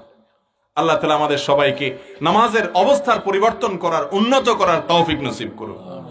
আল্লাহ যদি জিজ্ঞাসা করেন, বান্দা তুমি তো গরিব ছিলা, চেষ্টা করে অভাব দূর করছো, কিন্তু তুমি দুনিয়ার ক্ষেত্রে উন্নতি করছো, 1000 থেকে লাখ, লাখ থেকে কোটির চেষ্টা করছো। তোমার একটা ভাঙা ঘর ছিল, সেটাকে টিনের ঘর, টিনের ঘরকে দালান, দালানকে আবার ছাদওয়ালা, একতলা দোতলা চিন্তা করছো। নামাজের ক্ষেত্রে তুমি যেই কিসিমের নামাজি ছিলা, মরণ পর্যন্ত ওই কিসিমেই ছিলা, সেখান থেকে ক্লাস পরিবর্তন করলা না। এজন্য আল্লাহ রাব্বুল আলামিনের কাছে আমরা ওয়াদা করি যে আমাদের নামাজটাকে সুন্দর করব তো ইনশাআল্লাহ। যার নামাজ যত সুন্দর হবে, মালিকের কাছে সে তত প্রিয় হবে। কিয়ামতে তার জন্য সমস্ত হিসেব নিকেশ তত সহজ করা হবে। নামাজ হলো মিটার, কার তাকওয়া কতটুকু, কে কত ভালো মানুষ, কে আল্লাহর কত প্রিয় মানুষ। আপনার অবস্থানটা আপনার মালিকের কাছে কেমন, এটা বুঝতে হলে আপনার নামাজের দিকে তাকান। আপনি ওয়াক্ত মতো নামাজে চলে আসেন কিনা, আপনার নামাজে শান্তি লাগে কিনা। ভাইরা আমার, কোন বিপদ হয়েছে, কারোর কাছে বলার সুযোগ নাই, 2 রাকাত নামাজ পড়ে মালিকের কাছে হাত তোলেন, মালিকের সাথে কথা বলেন। যখন কেউ শুনে না, মালিক তখন আরো বেশি করে শুনে। ভোর রাতে জন্য মালিক সবচেয়ে কাছে আসেন এবং ডাকতে থাকেন। আল্লাহ তাআলা আমাদের সবাইকে মৃত্যু পর্যন্ত নামাজকে জীবনের অংশ বানিয়ে নেওয়ার তৌফিক দান করুন। আমাদের জীবনের সব ছুটতে পারে, খাবার ছুটতে পারে, জীবন যেতে পারে, নামাজ ছুটতে পারে না। এজন্য ইসলামে সমস্ত বিধানের ক্ষেত্রে ছাড় আছে। রোজার ক্ষেত্রে আপনি সফরে আছেন, রোজা না রাখলে অসুবিধা নাই। রাসূল আকরাম সাল্লাল্লাহু আলাইহি ওয়াসাল্লাম নিজেও সফরে রোজা ভাঙছেন, পরে সেগুলো রেখে দিলে চলবে। কোরআনে আল্লাহ বলেছেন, ফামান কানা মিনকুম মারিদান আও আলা সাফারিন ফাইদ্দাতুম মিন আইয়ামিন উখার। যে ব্যক্তি সফরে থাকবে, সে রোজা না রাখলে অন্য সময় রোজা রাখলেও চলবে। কোন ইমামের কোনো দ্বিমত নাই, দ্বিমত করার সুযোগ নাই, স্বয়ং আল্লাহ ছাড় দিয়েছেন। কিন্তু নামাজের ক্ষেত্রে সফরে নামাজ না পড়লে চলবে? কথা বলেন, না পড়লে চলবে? ছাড় আল্লাহ তাআলা দিয়েছেন, 4-এর জায়গায় 2 করতে পারো, 4-এর জায়গায় 2 করবা, কসর করবা, কিন্তু না পড়ার সুযোগ নাই। আরে ভাই, সফর তো পরের কথা, জিহাদের ময়দানে পর্যন্ত সালাতুল খাউফের নির্দেশ করেছেন। যুদ্ধ চলতেছে সামনে সামনে, জীবন হুমকির মধ্যে পড়ে গেছে, তখন সালাতুল খাউফ পড়ার নির্দেশ। সালাতুল খাউফের সিস্টেম হলো ইমাম সাহেব সামনে দাঁড়াবেন, যারা যুদ্ধ করতেছেন তাদের অর্ধেক যোদ্ধারা তারা নামাজে দাঁড়ায় যাবে, মাত্র 1 রাকাত পড়বে, কারণ 2 রাকাত নামাজ সবাই যদি যুক্ত করে তাহলে সেক্ষেত্রে তো কাফেররা আক্রমণ করে, শত্রু আক্রমণ করে শেষ করে দিবে। এই জন্য অর্ধেক লোক যুদ্ধ করবে আর অর্ধেক লোক নামাজে দাঁড়াবে, মাত্র 1 রাকাত নামাজ পড়বে। দুনিয়াতে 1 রাকাত নামাজের জামাত নাই, কিন্তু এখানে আছে 1 রাকাত নামাজ পড়বে। ইমাম সাহেব 1 রাকাত পড়ার পরে এই মুসল্লিগুলা যারা 1 রাকাত পড়ছে এরা চলে যাবে যুদ্ধ করতে। যারা তখন যুদ্ধ করতো তারা ইমামের পিছনে এসে 1 রাকাত পড়বে, 1 রাকাত পড়ে তারা আবার চলে যাবে। আগে যারা 1 রাকাত পড়ে গেছে তারা এসে ইমামের তো 2 রাকাত শেষ, তারা এসে একা একা 2য় রাকাত পড়বে, এরা চলে যাবে। এরপরে 2য় গ্রুপ এসে 2য় রাকাত পড়বে, এরপরেও নামাজ পরে পড়বো, যুদ্ধ শেষ হোক, এই সুযোগ। আর সেই মুসলমান ঠান্ডা মাথায় নামাজ না পড়ে শুয়ে থাকে, ঠান্ডা মাথায় নামাজ না পড়ে বাসা বাড়িতে বসে থাকে, ঠান্ডা মাথায় নামাজ না পড়ে কম্বলের নিচে শুয়ে থাকে, আবার বলে নামাজ না পড়লে কি হয়েছে, ঈমান আছে। ঠিক না বে ঠিক? আল্লাহ তাআলা আমাদের সবাইকে 5 ওয়াক্ত সালাত, 5 ওয়াক্ত নামাজ আজীবনের জন্য জীবনের তরে সঠিকভাবে ওয়াক্ত মতো আদায় করার ওয়াদা করার তৌফিক নসিব করুন। যারা ওয়াদা করেছেন মালিক দেখছেন, আজকের এই মাহফিলের সফলতা হবে যদি আপনি মন থেকে আল্লাহকে দেখানোর জন্য প্রতিজ্ঞা করেন যে আমার জীবন যেতে পারে, নামাজ মুসলমান ছাড়তে পারে না, কোনো সুযোগ নেই। রাসূল করিম সাল্লাল্লাহু আলাইহি সাল্লাম বলেছেন যদি কেউ নামাজ দাঁড়িয়ে পড়তে না পারে, ওয়াকুমু লিল্লাহি কানিতিন, আল্লাহ বলছেন দাঁড়ায় নামাজ পড়ো। দাঁড়ায় পড়তে পারো না বান্দা, বসে পড়ো। বসে পড়তে পারো না, চিত হয়ে শুয়ে পড়ো। শুয়ে হাত পা নাড়াইতে পারো না, দরকার নাই, মনে মনে পড়ো। যতক্ষণ পর্যন্ত সেন্স আছে নামাজ ছাড়ার সুযোগ নাই। ও মুসলমান, নামাজ ছাড়ার সুযোগ নেই। নামাজ ছাড়লে সে নিজেকে মুসলমান দাবি করার কোনো সুযোগ নেই। অতএব নামাজ পড়বেন তো ইনশাআল্লাহ। আল্লাহ তাআলা আমাদের সবাইকে কবুল করুন। সবাই নিয়ত করেন নামাজ পড়বেন, সঠিকভাবে পড়বেন, ওয়াক্ত মতো পড়বেন। ভাইরা আমার, নামাজের মজা যদি একবার পেয়ে যান, এরপরে গুলি করে আপনাকে আর নামাজ থেকে ছুটানো যাবে না। আল্লাহর কোন প্রিয় বান্দাকে, আল্লাহর কোন নেককার বান্দাকে যদি বলেন গোটা পৃথিবী তোমাকে দিয়ে দিব, বিনিময়ে তুমি 1 ওয়াক্ত নামাজ পড়িও না, আল্লাহর কসম আপনাদের কাছে গল্প মনে হতে পারে, আল্লাহর কোন প্রিয় বান্দা দ্বারা এটা কোনোদিন সম্ভব হতে পারে না। কোন জিনিসে গোটা দুনিয়ার সমস্ত লোককে লাথি মেরে ফেলে দিয়ে নামাজকে ধরে রাখছে আর আপনি সেই নামাজ পড়তেছেন না? কারণ আপনি নামাজের মজা পাচ্ছেন না। নামাজের মজা পাওয়ার জন্য আরেক আলোচনা, এর জন্য হালাল উপার্জন লাগবে। হারামখোর নামাজে ইবাদতে কি পায় না, মজা পায় না। আরেকজনের আইল ঠেলেন, জমি ঠেলেন, আরেকজনের লাউ কেটে নিয়ে আসেন, ফসল কেটে নিয়ে আসেন, চুরিদারি করেন, হারাম খান, ঘুষ আর সুদের কারবার করেন, আপনার ইবাদতে কি পাবেন না, মজা পাবেন না। আগে হারাম ছাড়তে হবে ইবাদতে মজা পাইতে হলে, তাহলে দেখবেন ইবাদতের মধ্যে স্বাদ পাবেন। নামাজ হলো মুনাজাত মা আল্লাহ। সহিহ মুসলিমের হাদিসে রাসূল করিম সাল্লাল্লাহু আলাইহি সাল্লাম বলেছেন নামাজের মধ্যে বান্দা তার রবের সাথে মুনাজাত করে। মুনাজাত মানে হলো কানাঘুষা, কানে কানে ফিসফিস করে। নামাজটা নামাজ নয়, নামাজটা আল্লাহর সঙ্গে কথা। এজন্য হাদিসে কুদসিতে রাসূল আল্লাহ তাআলা বলেছেন কাসামতুস সালাতা বাইনি ওয়া বাইনা আবদি নিসফাইন, আমি নামাজকে আমার বান্দার মাঝে 2 ভাগ করেছি। ইযা ক্বালাল আবদু আলহামদুলিল্লাহি রাব্বিল আলামিন, বান্দা যখন নামাজে দাঁড়ায়া বলে আলহামদুলিল্লাহি রাব্বিল আলামিন, আল্লাহ তাআলা প্রশংসা করে বলে আল্লাহ আপনার জন্য প্রশংসা। আল্লাহ তাআলা তখন জবাব দিয়ে ফেরেশতাদেরকে বলেন হামিদানি আবদি, আমার বান্দা আমার প্রশংসা করেছে। এভাবে প্রতিটা আয়াতের পর আল্লাহ তাআলা জবাব দেন। আল্লাহর সঙ্গে কথোপকথন। আল্লাহ তাআলা আমাদের সবাইকে এই নামাজের গুরুত্ব বোঝার তৌফিক নসিব করুন। ভাইরা আমার, কথা আমি বাড়াবো না, মেহমান এসেছেন, কথা বলবেন ইনশাআল্লাহ। প্রশ্নোত্তর আছে, প্রশ্নোত্তর নিয়ে আমরা কথা বলবো ইনশাআল্লাহ। কিছু প্রশ্ন আপনাদের আছে, সেগুলোর উত্তর আমরা দেব।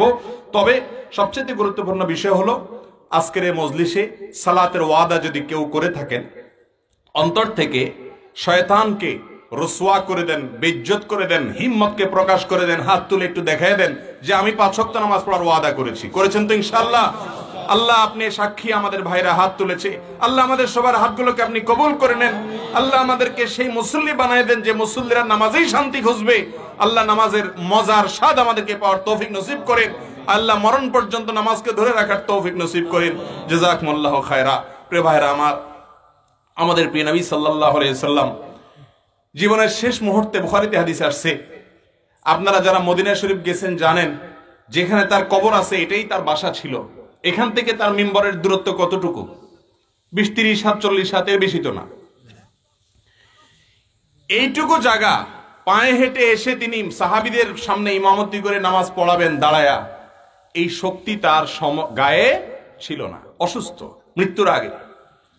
যখন এত বেশি অসুস্থ তিনি, তখন সাহাবীরা অপেক্ষা করতেছেন জামাতে রাসূল ইমামতি করেন, সব সময় তার ইমামতিতে নামাজ হবে, কিন্তু তিনি দাঁড়ানোর ক্ষমতা নাই। তখন দুইজন সাহাবীকে ডাক দিলেন। একজন হলেন আব্বাস রাদিয়াল্লাহু তাআলা আনহু, আর একজন হলেন আলী রাদিয়াল্লাহু তাআলা আনহু। দুজনকে ডেকে এনে তাদের দুইজনের কাঁধে 2 হাত দিয়ে গোটা শরীরের ভার তাদের উপরে ছেড়ে দিলেন এবং পাওকে ফ্লোরের সাথে মাটির সাথে হেসড়াতে হেসড়াতে চলে আসলেন মিম্বরের কাছে। হাঁটার শক্তি, পায়ে পাও রাখার শক্তি নাই, ওইভাবে চলে আসছেন মিম্বরের কাছে। আয়েশা আবু বকরকে বলছেন যে নামাজ পড়ান, নিজে ইমামতি করার শক্তি নাই। আমার নবী করিম সাল্লাল্লাহু আলাইহি সাল্লামের জীবনের শেষ মুহূর্তে দাঁড়ানোর ক্ষমতা নাই, তখনও মসজিদে এসে নামাজ পড়ে। আর আমাদের অবস্থা হলো শক্ত সবল থাকতেও আমরা নামাজ পড়ি না। পড়ি, নামাজ ধরে, এমন বয়সে নামাজ ধরে যে বয়সের নামাজ আসলে আল্লাহ তাআলা খুব বেশি একটা চাহানো না, বৃদ্ধ হলে। ঠিক না ঠিক? ও যুবক ভাইরা আমার, যৌবনকালে মালিককে সেজদা করে নাও। মালিককে যৌবনকালে শক্তি থাকতে থাকতে একটু ইবাদত করে নাও। একটা সময় আসবে তুমি চাইবা সেজদা করতে, ডাক্তার বলবে না, সেজদা করলে কোমরে সমস্যা হবে, পারবেন না। ঠিক না ভাই? ঠিক। একটা সময় আসবে সেজদা করতে চাইবেন আপনি, কিন্তু পারবেন না। কিয়ামতের ময়দানে ইয়াউমা ইউদআউনা ইলা সুজুদ, আল্লাহকে সেজদা করার জন্য আহ্বান করা হবে, কিন্তু সেদিন মানুষ সেজদা করতে পারবে না। যারা দুনিয়াতে আল্লাহকে সেজদা করে নাই, কিয়ামতের ময়দানে ঠায় দাঁড়িয়ে থাকবে, সেজদা করতে চাইবে সেগুলো, কিন্তু সেজদা করার ক্ষমতা তাদের থাকবে না। অতএব সময় থাকতে আল্লাহর ইবাদত করে নিন। বৃদ্ধকাল নয়, যৌবনকাল থেকে ইবাদত করতে হবে। আল্লাহ আমাদের সবাইকে তৌফিক নসিব করুন। জাযাকুমুল্লাহু খায়রা ওয়া আখিরু দাওয়ানা আনিল হামদুলিল্লাহি রাব্বিল আলামিন।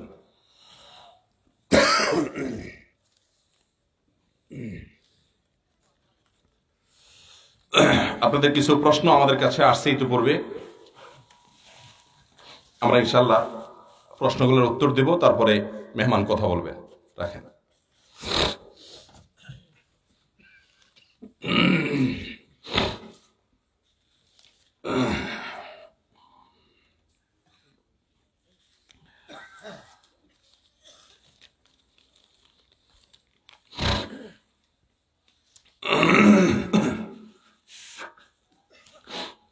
একটা প্রশ্ন হলো, পুরাতন কিংবা ছেঁড়া কোরআন শরীফ কি করা উচিত? কোন কোরআন যদি ছিঁড়ে যায়, পুরাতন হয়ে যায়, তাহলে সেক্ষেত্রে সেই কোরআন কি করবেন?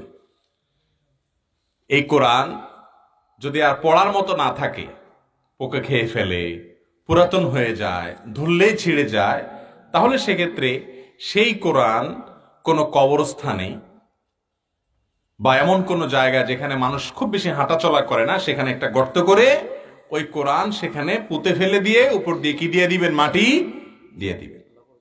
অথবা যদি কোনো সমুদ্রে ওটাকে পানিতে ভাসায় দিতে পারেন, তাতে আস্তে আস্তে আস্তে আস্তে আস্তে সেটা পানির সাথে মিশে শেষ হয়ে যাবে, সেটাও করতে পারেন।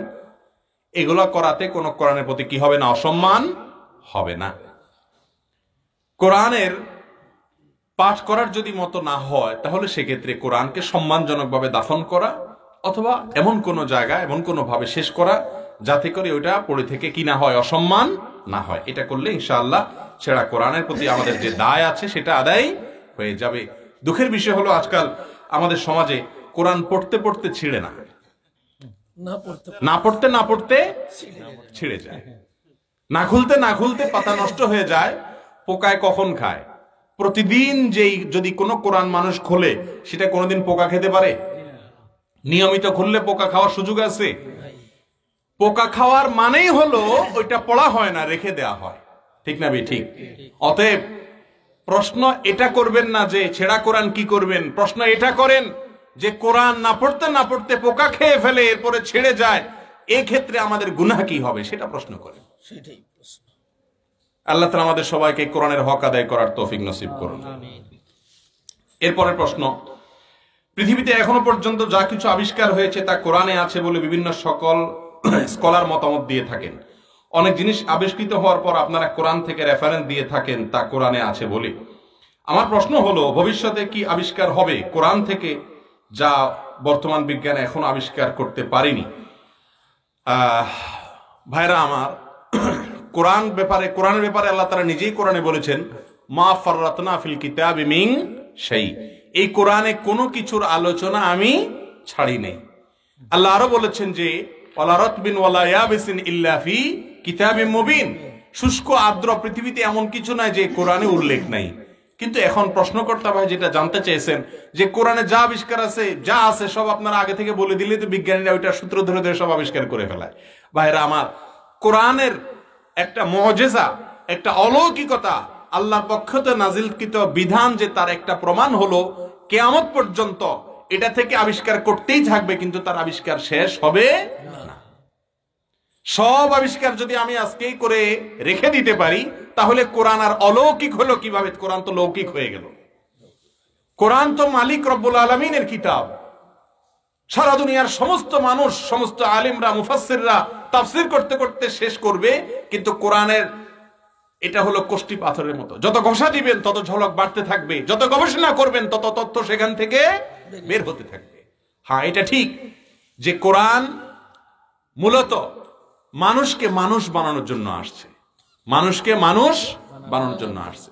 বিজ্ঞান আমাদের জীবনকে উন্নত করে দিচ্ছে, বিজ্ঞানের অবদানকে অস্বীকার করার কোনো সুযোগ নেই, কিন্তু মনে রাখতে হবে এই বিজ্ঞান কার জন্য?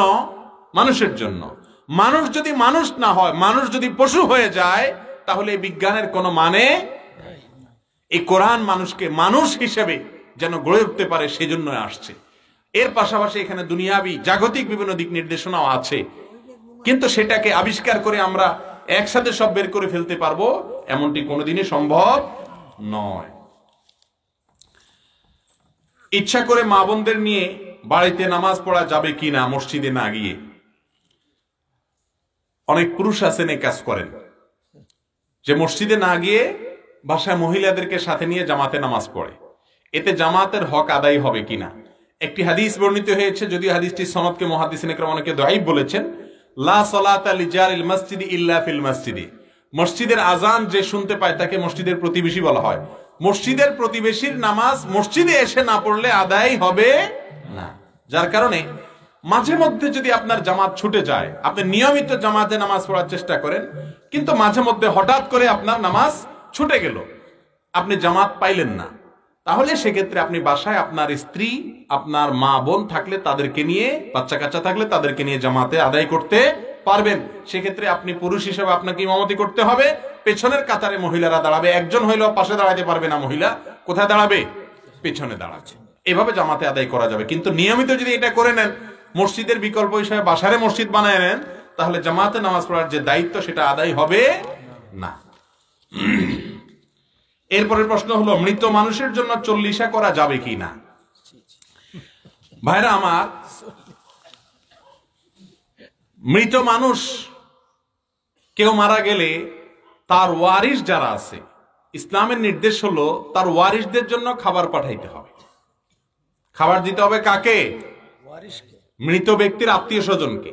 আর আমাদের দেশে হলো উল্টা, 2-4 দিন যাও খাওয়ায় টাওয়ায়, এরপরে একসাথে শুধু আসলে গরু জবাই করে পুরো এলাকা মানুষকে খাওয়ানো লাগে, ওই দিনই খাওয়ায়। ঠিক না ভাই? ঠিক বলেন। 40তম, 7তম, 3 দিন, 10 দিন এরকম দিন ঠিক করে নেয়। এগুলো ভাই হিন্দু ধর্মের কালচার। এখন নেটের যুগ, যুবকরা গুগলে গিয়ে লেখেন শ্রাদ্ধ, শ্রাদ্ধ লিখে সার্চ দেন, দেখবেন কি রেজাল্ট আসে গুগলে। গুগল আপনাকে বলে দিবে শ্রাদ্ধ কি। এটা হিন্দু ধর্মের একটা বিশ্বাস। তারা মনে করে কোন মানুষ মারা গেলে ওই ব্যক্তির পক্ষ থেকে মানুষকে না খাওয়াইলে, নির্দিষ্ট দিনে না খাওয়াইলে ওই ব্যক্তিকে স্বর্গে খাবার দেয়া হয় না, এবং ওই ব্যক্তির আত্মা ভূতের মতো আইসা মানুষকে ভয় দেখায়। এই জন্য তাকে তারা খাওয়ায়, এর নাম হলো শ্রাদ্ধ। তার পক্ষ থেকে খাওয়া, এটার নাম হলো শ্রাদ্ধ। সেই শ্রাদ্ধটাই এই পাক ভারত উপমহাদেশ অঞ্চলে আমরা হিন্দুদের সাথে থাকতে থাকতে আমাদের মধ্যেও চলে আসছে।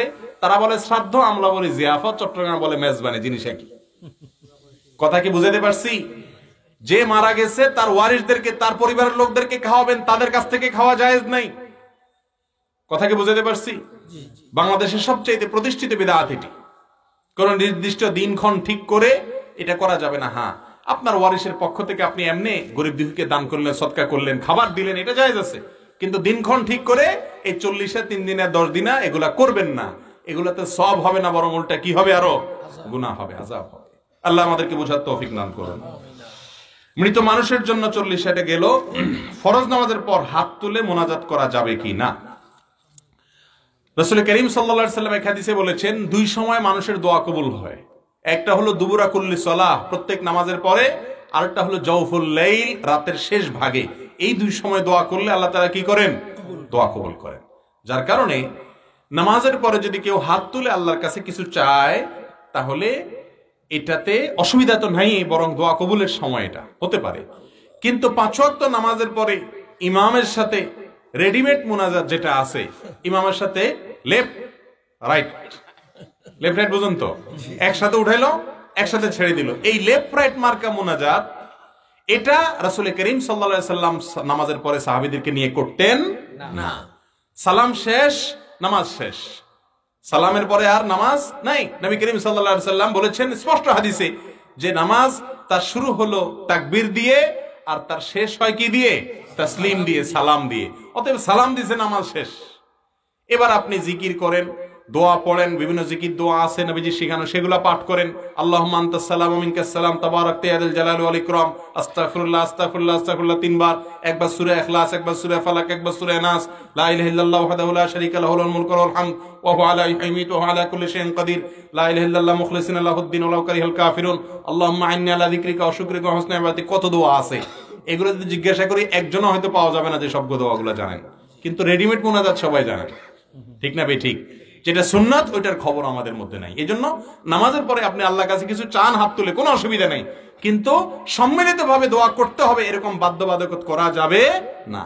ইমাম সাহেব যদি ভুলেও কোনোদিন মুনাজাতটা না করে, তো আর রক্ষা আছে? রক্ষা নেই, ইমামতি চলে যাবে। রাসূল আকরাম সাল্লাল্লাহু আলাইহি ওয়াসাল্লাম মদিনায় 10 বছর নামাজ পড়াইছেন। কয় বছর? 10 বছরে 18,000 ওয়াক্ত নামাজ হয়। যারা হাদিস পড়েছেন ওলামারা তাদেরকে জিজ্ঞাসা করেন, নবীজির জীবনে যদি কোনো দিক থুতু ফেলেছেন সাহাবীদের সামনে, থুতু কেমনে ফেলেছেন, কোন দিকে ফেলেছেন, কতটুকু ফেলেছেন, সেই খবরও সাহাবীরা সংরক্ষণ করেন। এমন একটা অবস্থা। ব্যক্তিগত জীবন বলতে কিচ্ছু নাই, সহবাস কিভাবে করেছেন, ওয়াশরুমে টয়লেটের ভিতরে কিভাবে টয়লেট করেছেন, কয়টা ঢিলা ব্যবহার করেছেন, সব বিবরণ আছে। কোন একটা যুদ্ধের ময়দানে ফজরের পরে বিড়বিড় করে মুখে একটু কিছু একটা পড়েছেন, সাহাবীরা সাথে সাথে একজন বললেন, ইয়া রাসূলুল্লাহ আপনি কি পড়ছেন আমাদেরকে বলেন। এই ছিল সাহাবীরা। সে রাসূলের জীবনে 18,000 ওয়াক্ত নামাজের ইমামতি করা মানুষ, তিনি যদি প্রতি নামাজে আমাদের পরে এরকম রেডিমেড মুনাজাত তুলতেন, তাহলে সেটা হাদিসে ভুরি ভুরি হাজার হাজার হাদিস থাকতো। যারা হাদিস পড়েন তারা জানেন হাদিসের অবস্থা কি। নবীজির জীবনে ছোট কিছু থাকলে হাদিসে চলে আসতো, অথচ এগুলো পাওয়া যায় না। হাদিস পাওয়া যায় না যে নবীজি হাতের নামাজের পরে এরকম রেডিমেড মুনাজাত উড়াইছেন, সাহাবীদেরকে সাথে নিয়ে আবার ছাড়ছেন। হ্যাঁ, একবার করেছেন, বদদোয়া করেছেন, কাফেররা কিছু সাহাবীকে হত্যা করেছে, তখন তাদের বিরুদ্ধে কুনুতে নাযিলা বদদোয়া করেছেন, এটা সম্মিলিতভাবে সাহাবীদেরকে নিয়ে করেছেন। আর আরেকটা ঘটনা পাওয়া যায়, একজন সাহাবীর নেতৃত্বে বাহরাইন থেকে আসছিলেন, পথে তাদের সামানাপত্র হারায় গেছে, ফজর নামাজের পরে সবাই মিলে আল্লাহর কাছে দোয়া করেছেন জাতীয় দুর্যোগে। এর বাইরে আমাদের মতো এরকম রেডিমেড মুনাজাত তারা করতেন না। নবীজির পরে 4 জন খলিফা 30 বছর ইমামতি করেছেন। তাহলে নবীজির 10, 30 আর 10 40, 18,000-এর সাথে আরো 3 গুণ দেন, সব মিলিয়ে প্রায় 80,000-এর কম সালাত হবে। এত নামাজের ইমামতি হয়েছে, যদি 4 খলিফাও করতেন তাহলে 80,000 বার যেটা করছেন সেটা হাদিসে কত শতবার আসতো বলে শেষ করা যাবে না। এই জন্য একা একা দোয়া করবেন। আর জাতীয় দুর্যোগপূর্ণ একত্র হতে পারে, কিন্তু নামাজের পরে একত্রিত হয়ে দোয়া করাটাকে নামাজের অংশ মনে করবেন না। যেহেতু আমাদের দেশে এটা না করলে ইমাম সাহেবের চাকরি যায়, তাহলে বুঝতে হবে মানুষ এটাকে আবশ্যক বানিয়ে নিয়েছে। সুন্নাত আমরা জানি না, অনেক দোয়া আছে, জিকির আছে নামাজের পরে, সেগুলো জানে না মানুষ। ওই যেটা সুন্নাত না সেটা সবাই জানে। আল্লাহ বোঝার তৌফিক দান করুন। এশার নামাজ পড়ে ঘুমিয়ে পড়ার চেষ্টা করি যাতে তাহাজ্জুদ পড়তে পারি, কিন্তু কোনো ওয়াজ মাহফিলে গেলে অনেক রাত হয়, ফিরতে ফিরতে সেক্ষেত্রে তাহাজ্জুদ মিস হয়ে যায়, তাহলে কি ওয়াজে যাওয়া বাদ দিব? খুব দরকারি একটা প্রশ্ন করেছে। এই প্রশ্নকর্তার কপালে চুমা খাওয়া উচিত যিনি প্রশ্নটা করেছেন। আমি সব জায়গায় বলার চেষ্টা করি, ভাইরা আমার, রাত জেগে ওয়াজ মাহফিল করা সুন্নাত বিরোধী কাজ। আমরা এই খারাপ কাজটা করতেছি। রাত জেগে ওয়াজ মাহফিল করা এটা আমার রাসূলের সুন্নাতের বিরোধী কাজ। রাসূল করিম সাল্লাল্লাহু আলাইহি সাল্লামের অভ্যাস ছিল, নাহান নবী সাল্লাল্লাহু আলাইহি সাল্লাম আনিস সামরি বাদাল ইশা, এশার পরে কথাবার্তা বলতে তিনি নিষেধ করতেন। এমনকি খাবারটা পর্যন্ত, রাত্রের খানা পর্যন্ত তিনি এশার আগে খেয়ে ফেলতেন, যাতে করে এশার পর্ব তাড়াতাড়ি কি করা যায়, ঘুমানো যায়।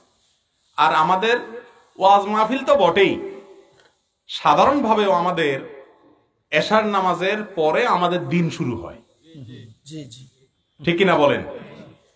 টেলিভিশন আলাদা ভালো ভালো নাটক, টক শো, মিষ্টি শো, যা যা আছে সব কখন দেয়? এশার পরে। আমরাও মোটামুটি এশার নামাজটা একটা বোঝা, পড়ে ফেললে ঝামেলা শেষ, এরপরে আরামসে বাসায় গিয়ে রিমোটটা হাতে নিয়ে সোফায় বসে এবার শয়তানের মজলিস কায়েম করি রাত 12টা-1টা পর্যন্ত, ঠিক না ঠিক? আজকাল তো আর টিভি লাগে না, মোবাইলে মোনাজাত, এভাবে মোনাজাত দেখছেন নি? এই মোনাজাত দিতে দিতে রাতকে রাত শয়তানের কাছে মোনাজাতে চলে যায়। এরপরে শুলে আর ঘুম আসে না, ছটপট করে এপিট করতে থাকে। কারণ রাত্রে মোবাইলের দিকে তাকায় থাকলে, টিভির দিকে তাকায় থাকলে, ওই শয়তানি কর্মকাণ্ডের ভিতরে সময় ব্যয় করলে শুইলে ঘুম আসবে না, তো ছটপট করতে থাকে। ঠিক ফজরের আগ দিয়া ঘুমটা ভার হইয়া ধরে, ফজর নামাজ কম্বলের নিচে শেষ, ঠিক না ঠিক? এই জন্য রাত্রে তাড়াতাড়ি শুয়ে যেতে হয়। যে প্রশ্ন করেছেন তাকে বলবো, আপনার জন্য ওয়াজ মাহফিলে যদি কোনো ইলম অর্জন করার মতো ওয়াজ মাহফিল হয়, যেখান থেকে আপনি কোরআন হাদিসের গুরুত্বপূর্ণ ইলম অর্জন করবেন, তাহলে আপনি ফজর নামাজটা পড়তে পারবেন। এই আত্মবিশ্বাস থাকলে আপনি ওয়াজ মাহফিল শুনবেন। আর যদি মনে হয় যে ওয়াজ শুনে যায় শুইলে আমি আর ফজর পড়তে পারবো না, তাহলে আপনার জন্য ওয়াজ শোনা জায়েজ নাই। কথা কি বুঝাতে পারছি? আমি সব জায়গায় গেলে মাহফিল আয়োজকদেরকে বলি, আল্লাহর ওয়াস্তে আপনারা আস্তে আস্তে এটাকে কমান, রাত 10টার পরে মাহফিলে মাইক বাজাবেন না। এই মাইকের আওয়াজে অনেক হিন্দু ভাই বোনদের কষ্ট হয় কি হয় না? তারা তো আপনার ওয়াজ শুনবেন, আপনি তাদেরকে কষ্ট দিচ্ছেন। এটা কি ইসলাম শিখেছে আপনাকে? আরে ভাই, এগুলো তো অনেক পরের কথা। মসজিদে নববীতে আমাদের নবী করিম সাল্লাল্লাহু আলাইহি সাল্লাম একবার ইতিকাফে আছেন, দুইজন সাহাবী একটু জোরে কোরআন তেলাওয়াত করছে। তিনি পর্দার এপারে ছিলেন, পর্দা সরায় বলতেছেন, ইন্নাকুম তুনাজুনা রাব্বাকুম, তোমরা তো তোমাদের রবের সাথে কথা বলো, রব তো বধির না, তিনি সব শুনতে পান, জোরে কেন তেলাওয়াত করতেছো? পাশের লোকে ডিস্টার্ব করতেছো। কোরআন তেলাওয়াত সেটা পর্যন্ত জোরে পড়তে নবীজি নিষেধ করেছেন, যাতে আরেকজনের ডিস্টার্ব না হয়। আর মাইক বাজায় আপনার রাত 12টা পর্যন্ত, বাচ্চারা সকালে স্কুলে যেতে পারে, মাদ্রাসায় যেতে পারে, অসুস্থ মানুষ, হার্টের রোগী বেশি আওয়াজ সহ্য করতে পারে না, অন্য ধর্মের মানুষ আছে, সকালে ডিউটি আছে, এরকম মানুষ আছে না নেই? তাদের ক্ষতি করা যাবে না। এই জন্য আপনাদের মাহফিল আলহামদুলিল্লাহ সহনীয়। অনেক জায়গায় তো 12টা, 1টা, 2টা, অনেক জায়গায় ফজর পর্যন্ত কি চলে? মাইক চলে। আলহামদুলিল্লাহ আপনারা তো আস্তে আস্তে কমায় আনছেন। আল্লাহ তাআলা আপনাদেরকে আরো বেশি সুন্নতের উপরে আসার তৌফিক দান করুন। মাহফিল করা উচিত একবারে দুপুর 3টা থেকে নিয়ে এশার নামাজ পর্যন্ত, শেষ বক্তা মাগরিব টু এশা শেষ করবে। এটা হলো সুন্নত তরিকার মাহফিল। যাক, আস্তে আস্তে তো সংশোধন করতে হবে, এই জন্য আমরা আস্তে আস্তে সংশোধন করতেছি। আল্লাহ তাআলা আমাদেরকে সংশোধন করার তৌফিক নসিব করুন। মসজিদে ইমাম সাহেবের ঠিক পিছনে চেয়ারে বসে নামাজ পড়লে তার শরীয়ত অনুমোদিত কিনা?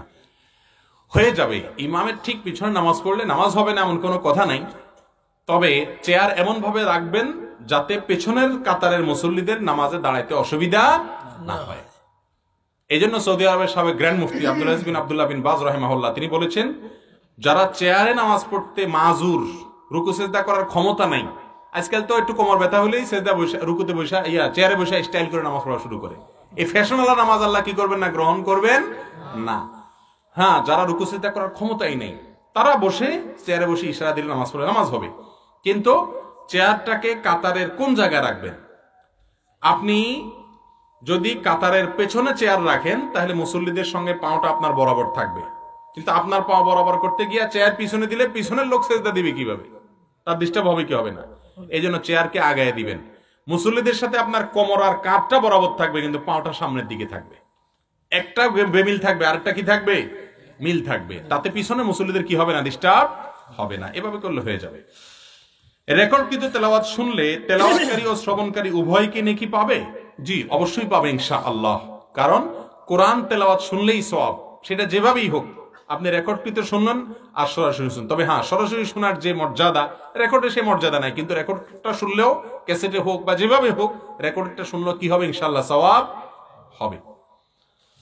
ফটোগ্রাফি কি জায়েজ? ফটোগ্রাফি প্রফেশন থেকে আয়কৃত টাকা কি জায়েজ নাকি না জায়েজ? ফটোগ্রাফি, এটা সম্পর্কে আজকের বিশ্বের ওলামাদের দুইটা মত আছে।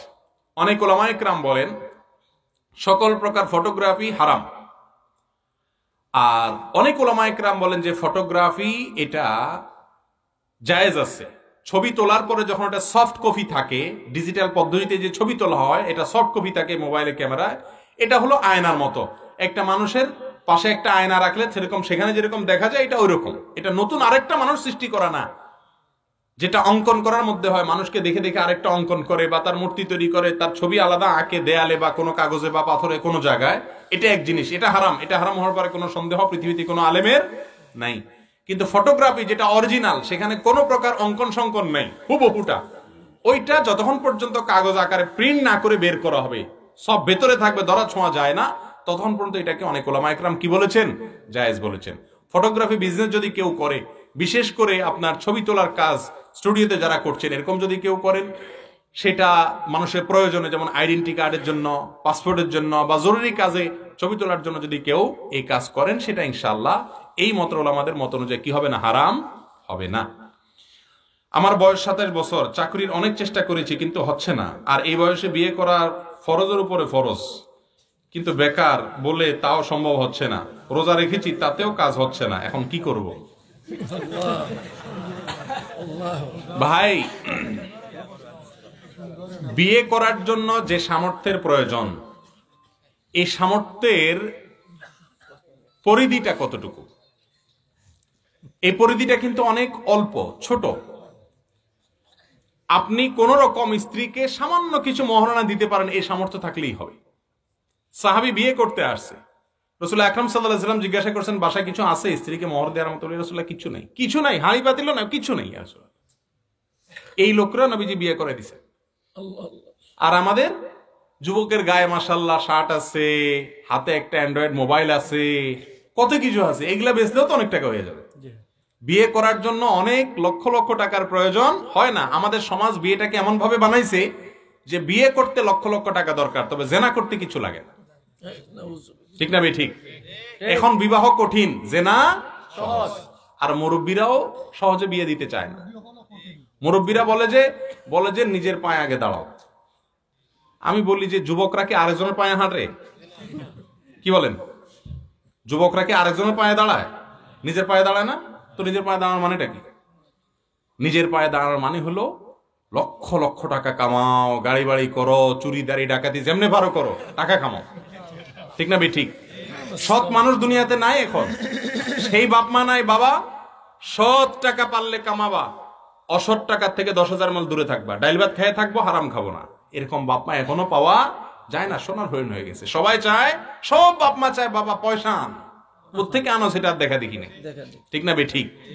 দুনিয়া আখিরাত সব ধ্বংস হয়ে যায়। বিয়ে করার জন্য কোন রকম স্ত্রীর মহারণা দিয়া ডাল আর ভাত, 2 বেলা ডাল আর ভাতের ব্যবস্থা করতে পারলেই তার বিয়ের সামর্থ্য আছে। জি ভাই, এই কাগজ লিখছেন, আপনার কি ডাল আর ভাত খাওয়ার সামর্থ্য নাই, রিক্সা চালানোর জন্য নাই শরীরে, আলহামদুলিল্লাহ, তাহলে তো বিয়ে আপনার জন্য আবশ্যক হয়ে গেল। আপনি নিজেই বলতেছেন ফরজের উপরে ফরজ, তার মানে বিয়ে না করলে আপনার গুনাহ হয়ে যাচ্ছে, তাহলে আপনার জন্য বিয়ে করা ফরজ। ঠিকই বলছেন আপনি। আপনার সামর্থ্য আছে। কোন সামর্থ্য নাই, কামলা দেন, রিক্সা ঠেলেন, জন দেন, যাবে কি যাবে না? আমার তো ঈমান রক্ষা করতে হবে। কোনো কাজ ছোট হয় না, কোনো কাজের প্রতি অসম্মান করতে হয় না।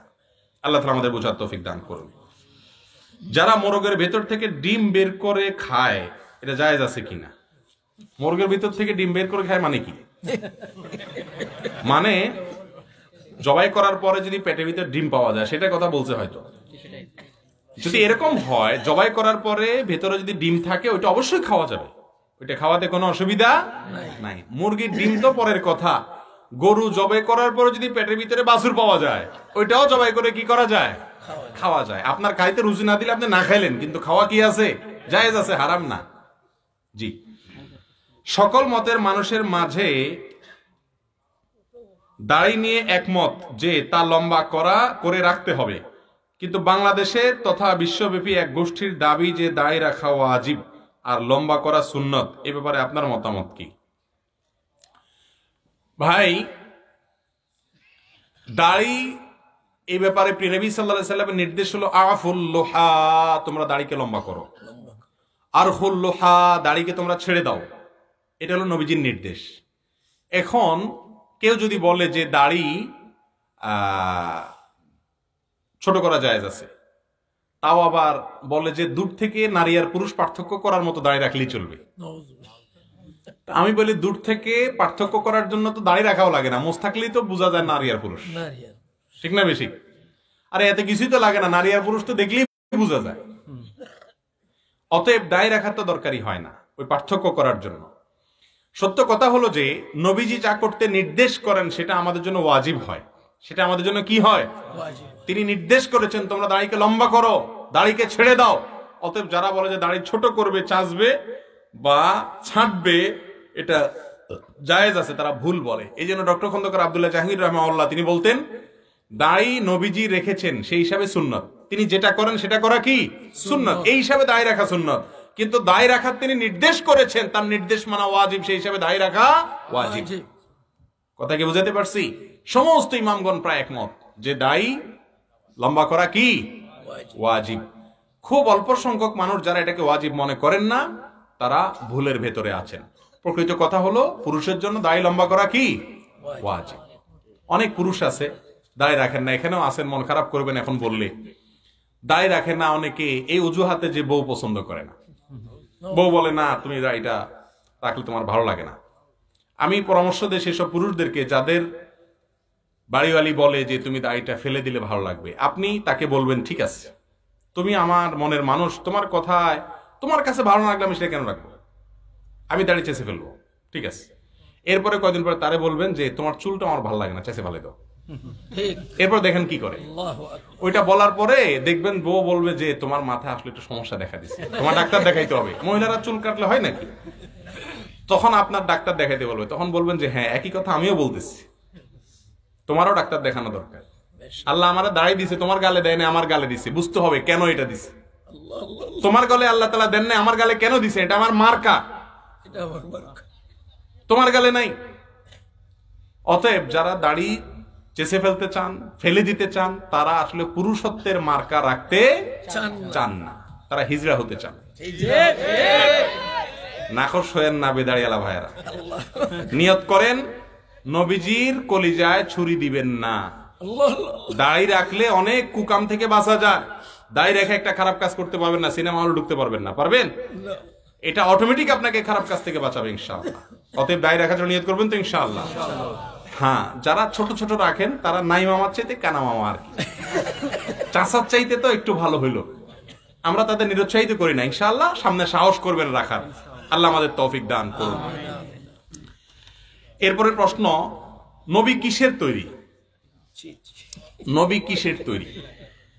আমাদের দেশে একটা কথা আছে না, আদার ব্যাপারে জাহাজের খবর নিতে আসছে। নবী কিসের তৈরি এটা আপনার জানার দরকার কি? নবী কিসের তৈরি এটা তো আপনার জানার দরকার নাই। আপনি আদার ব্যাপারে জাহাজের খবর নিতে আসছেন কেন? আল্লাহ তাআলা তার রাসূলকে কি দিয়ে বানাইছে আপনাদের জানার দরকার নেই। নবী কি করতে বলেছেন সেটা জিজ্ঞাসা করেন, নবী কি করতে নিষেধ করেছেন সেটা জিজ্ঞাসা করেন। নবী করিম সাল্লাল্লাহু আলাইহি সাল্লামের আদেশ নিষেধের খবর নাই, ওনারে কি দিয়ে আল্লাহ বানাইছে এটা নিয়ে মারামারি এই দেশে হয়, ঠিক না ভাই? ঠিক ভাইরা আমার, আমাদের জন্য ইম্পর্টেন্ট প্রশ্ন হলো নবীজি সাল্লাল্লাহু আলাইহি সাল্লাম কি করতে বলেছেন সেটা, কি নিষেধ করেছেন সেটা, ওনাকে আল্লাহ কি দিয়ে বানাইছেন তাতে আজ আমার লাভ কি? এটা আমার কোনো দরকারি বিষয়, এটা নিয়ে মারামারি করবেন না। তবে হ্যাঁ, আর আল্লাহ তাআলা কোরআনে কোথাও বলেন নাই যে তাকে এটা দিয়ে বানাইছি, হাদিসেও কথা বলেন ওনাকে এটা দিয়ে বানাইছি, এটা নিয়ে আলোচনা করতে হবে কেন? তবে হ্যাঁ, আল্লাহ বলেছেন কুল ইন্নামা আনা বাশারুম মিথলুকুম, আমি তোমাদের মতো একজন মানুষ। ইউহা ইলাইয়া, পার্থক্য হলো তোমাদের কাছে ওহী আসে না, তোমরা সাধারণ মানুষ আর আমি নবী, আমার কাছে ওহী আসে, এই হলো পার্থক্য। বাকি তোমরাও মানুষ আমিও মানুষ। আনা বাশার, তিনি মানুষ বলছেন নিজেকে। আর মানুষ মাত্রই মাটির তৈরি, সেই হিসাবে তিনি মাটির তৈরি এটা বলা হয়। কিন্তু যদি আমাদের সমাজের অনেক ভাইরা আছেন এটা বললে মনক্ষুণ্ণ হয়, তাহলে আমরা এটা বলার দরকার নেই। আমরা শুধু এটুকু বলে নবী সাল্লাল্লাহু আলাইহি ওয়াসাল্লাম মানুষ, আর মানুষ সব মানুষই একই উপাদান থেকে আসছে। যারা বলে নবীজি নূরের তৈরি, নূর মানে কি? আলো, আর মানুষ মাটির তৈরি, মাটি মানে তো মাটি, তো তারা আসলে নবীজির মহব্বতেই বলেন যে নবীজিকে মাটির থেকে তৈরি বললে তার মান মনে হয় কমে যায়, সম্মান কমে যায়, এই জন্য বলা হয় কি আলো, ফোকাস, লাইটের দাম বেশি। আসলে দাম কোনটার বেশি, লাইটের না মাটির? নূরের দাম বেশি না মাটির দাম বেশি? কেমনে মাটির দাম বেশি এলো? এক ট্রাক মাটি আর এক ট্রাক লাইটের দাম সমান, তাহলে কেমনে বললেন আপনারা মাটির দাম বেশি? ভাইরা আমার, মাটিরও দাম নাই, লাইটেরও দাম নাই। দাম হলো আল্লাহ যেটার দাম দেন, মালিক যেটার দাম দেন সেটাই কি দামি। আল্লাহ তাআলা নূরের তৈরি ফেরেশতাদেরকে বলছেন সেজদা করো, কাকে? মাটির তৈরি আদমকে। ফেরেশতারা সবাই সেজদা করেছেন, করছেন না করেন নাই? সেজদা যে দেয় তার মর্যাদা বেশি না সেজদা যে পায় তার মর্যাদা বেশি? যে পায়। তো মাটির তৈরিওয়ালাকে আল্লাহ সেজদা দেওয়াইছেন, আর নূরের তৈরিওয়ালাকে সেজদা দিছেন। আমাদের নবীজিকে নূরের তৈরি বললে তো সেজদা দেনেওয়ালাদের দলে চলে যাবে, আর মাটির তৈরি বললে সেজদা পানেওয়ালার দলে থাকবে। তাতে তার সম্মান বাড়বে না কমবে? এরপরেও বলি যে ঝগড়ার দরকার নেই, এই আলোচনাই বাদ দেন, আসেন আমরা নবীর কথা মতো চলি সবাই। আল্লাহ আমাদের তৌফিক দান করুন। এরপরে প্রশ্ন, পেশাবের পর ঢিলা কলু ব্যবহার করা যাবে কিনা? হ্যাঁ, অবশ্যই যাবে। পেশাবের পরে ঢিলা করা যাবে। কোন কোন হাদিসে আসছে পেশাবের পরে ঢিলা, মাটি ইত্যাদি ব্যবহার করার পরে পানি, দুইটাই ব্যবহার করা সুন্নাহ। তবে ঢিলা ধরে হাঁটা, সতর টতরের কোনো খোঁজ খবর নাই, রাস্তাঘাটে মানুষের সামনে লেফট রাইট করতে থাকা, হাঁটাহাঁটি করা, অনেক সময় রান টান দেখা যায়, এগুলা কোনো সুন্দর বা ভালো কিছু না। আপনার যদি পরিষ্কার করার জন্য উঠবস করা লাগে, তাহলে যত লাগে লাফালাফি নাচানাচি সব ভিতরে করেন। ওই রাস্তা গিয়া লাফালাফি নাচানাচি করতে গিয়া, বিভিন্ন রকমের ব্যায়াম করতে গিয়া রানমান দেখায় মানুষ হাসাবেন না। সতর ঢাকা ফরজ, সে ফরজ লঙ্ঘন করবেন না। টুপিবিহীন নামাজ পড়লে কি নামাজ হবে? হয়ে যাবে, কোনো অসুবিধা নেই। টুপিবিহীন নামাজ পড়লে কি হবে?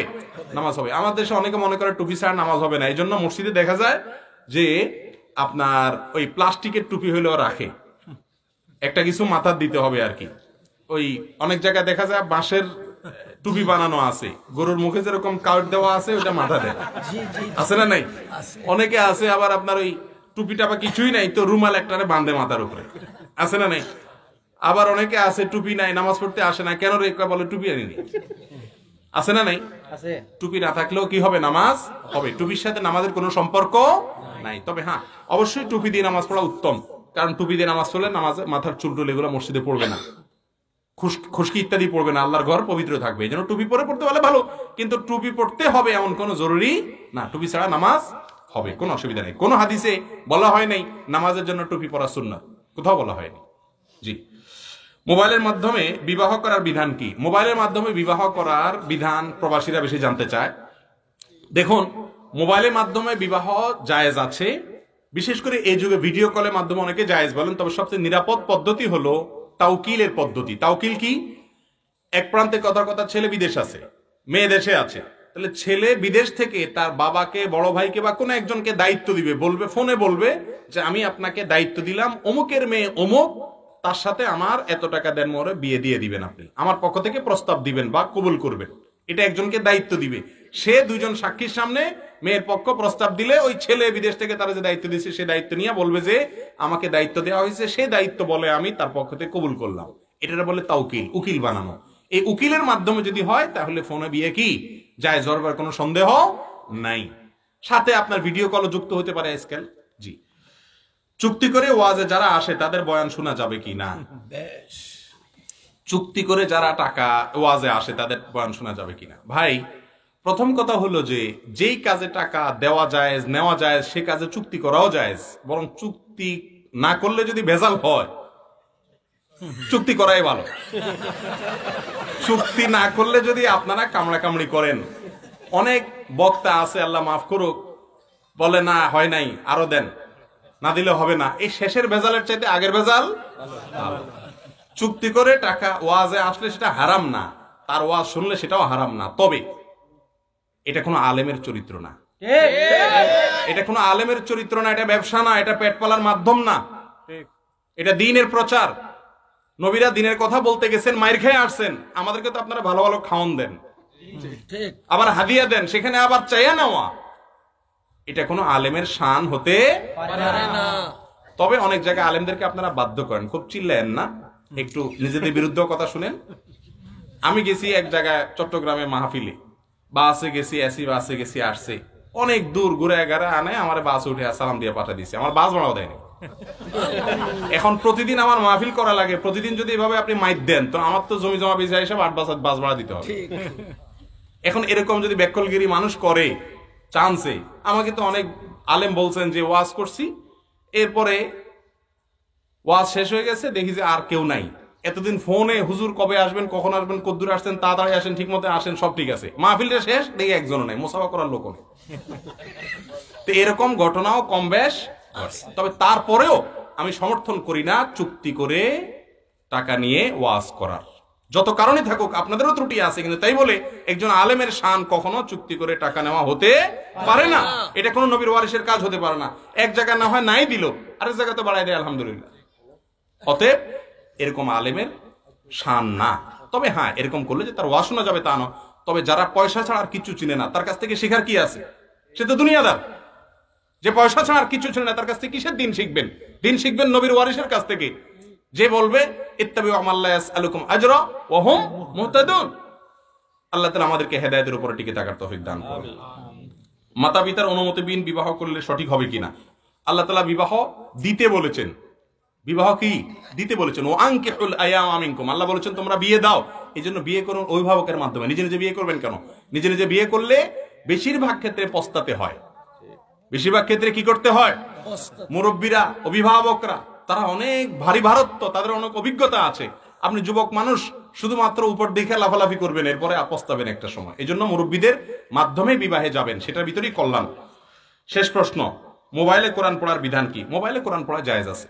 মোবাইলে কোরআন পড়া কি আছে? জায়েজ আছে। মোবাইলে কোরআন পড়লে কোনো গুনাহ হবে না। কোরআন কোথায় পড়বেন সেটা আপনার বিষয় না। আমরা যে আজকাল কাগজে কোরআনে পড়ি, রাসূলের যুগে কি কাগজের কোরআন ছিল? ছিল না। তখন তো কাগজ ছিলই না, তখন পাথর, চাঁড়া, যে যেখানে পাইছে এটার উপরে লিখে পড়ছে। অতএব আজকে আমরা কাগজ হয়েছে, এরপরে এখন মোবাইল হয়েছে, গ্লাস হবে, ওয়াল হবে, আপনি যেটার উপরে পড়েন কোরআন পড়লে কি হবে?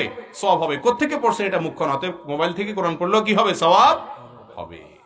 তবে মোবাইলে কোরআন পড়ার সময় একটা মাসালা, একটু ব্যতিক্রম মাসালা, সেটা হলো যে ওযু না থাকলেও মোবাইলে কোরআন থাকলে ওটা টাচ করা যাবে। কেন?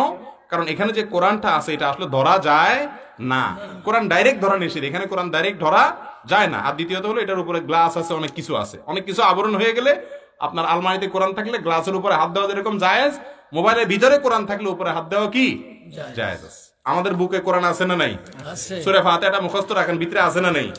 বুকে হাত দেওয়া জায়েজ আছে না নাই? বিনা ওযুতে আছে, এটাও সেরকম জায়েজ আছে। জি, জাযাকুমুল্লাহ খাইর ওয়া আখিরু দাওয়ানা আলহামদুলিল্লাহি রাব্বিল আলামিন। আসসালামু আলাইকুম ওয়া রাহমাতুল্লাহি ওয়া বারাকাতুহু।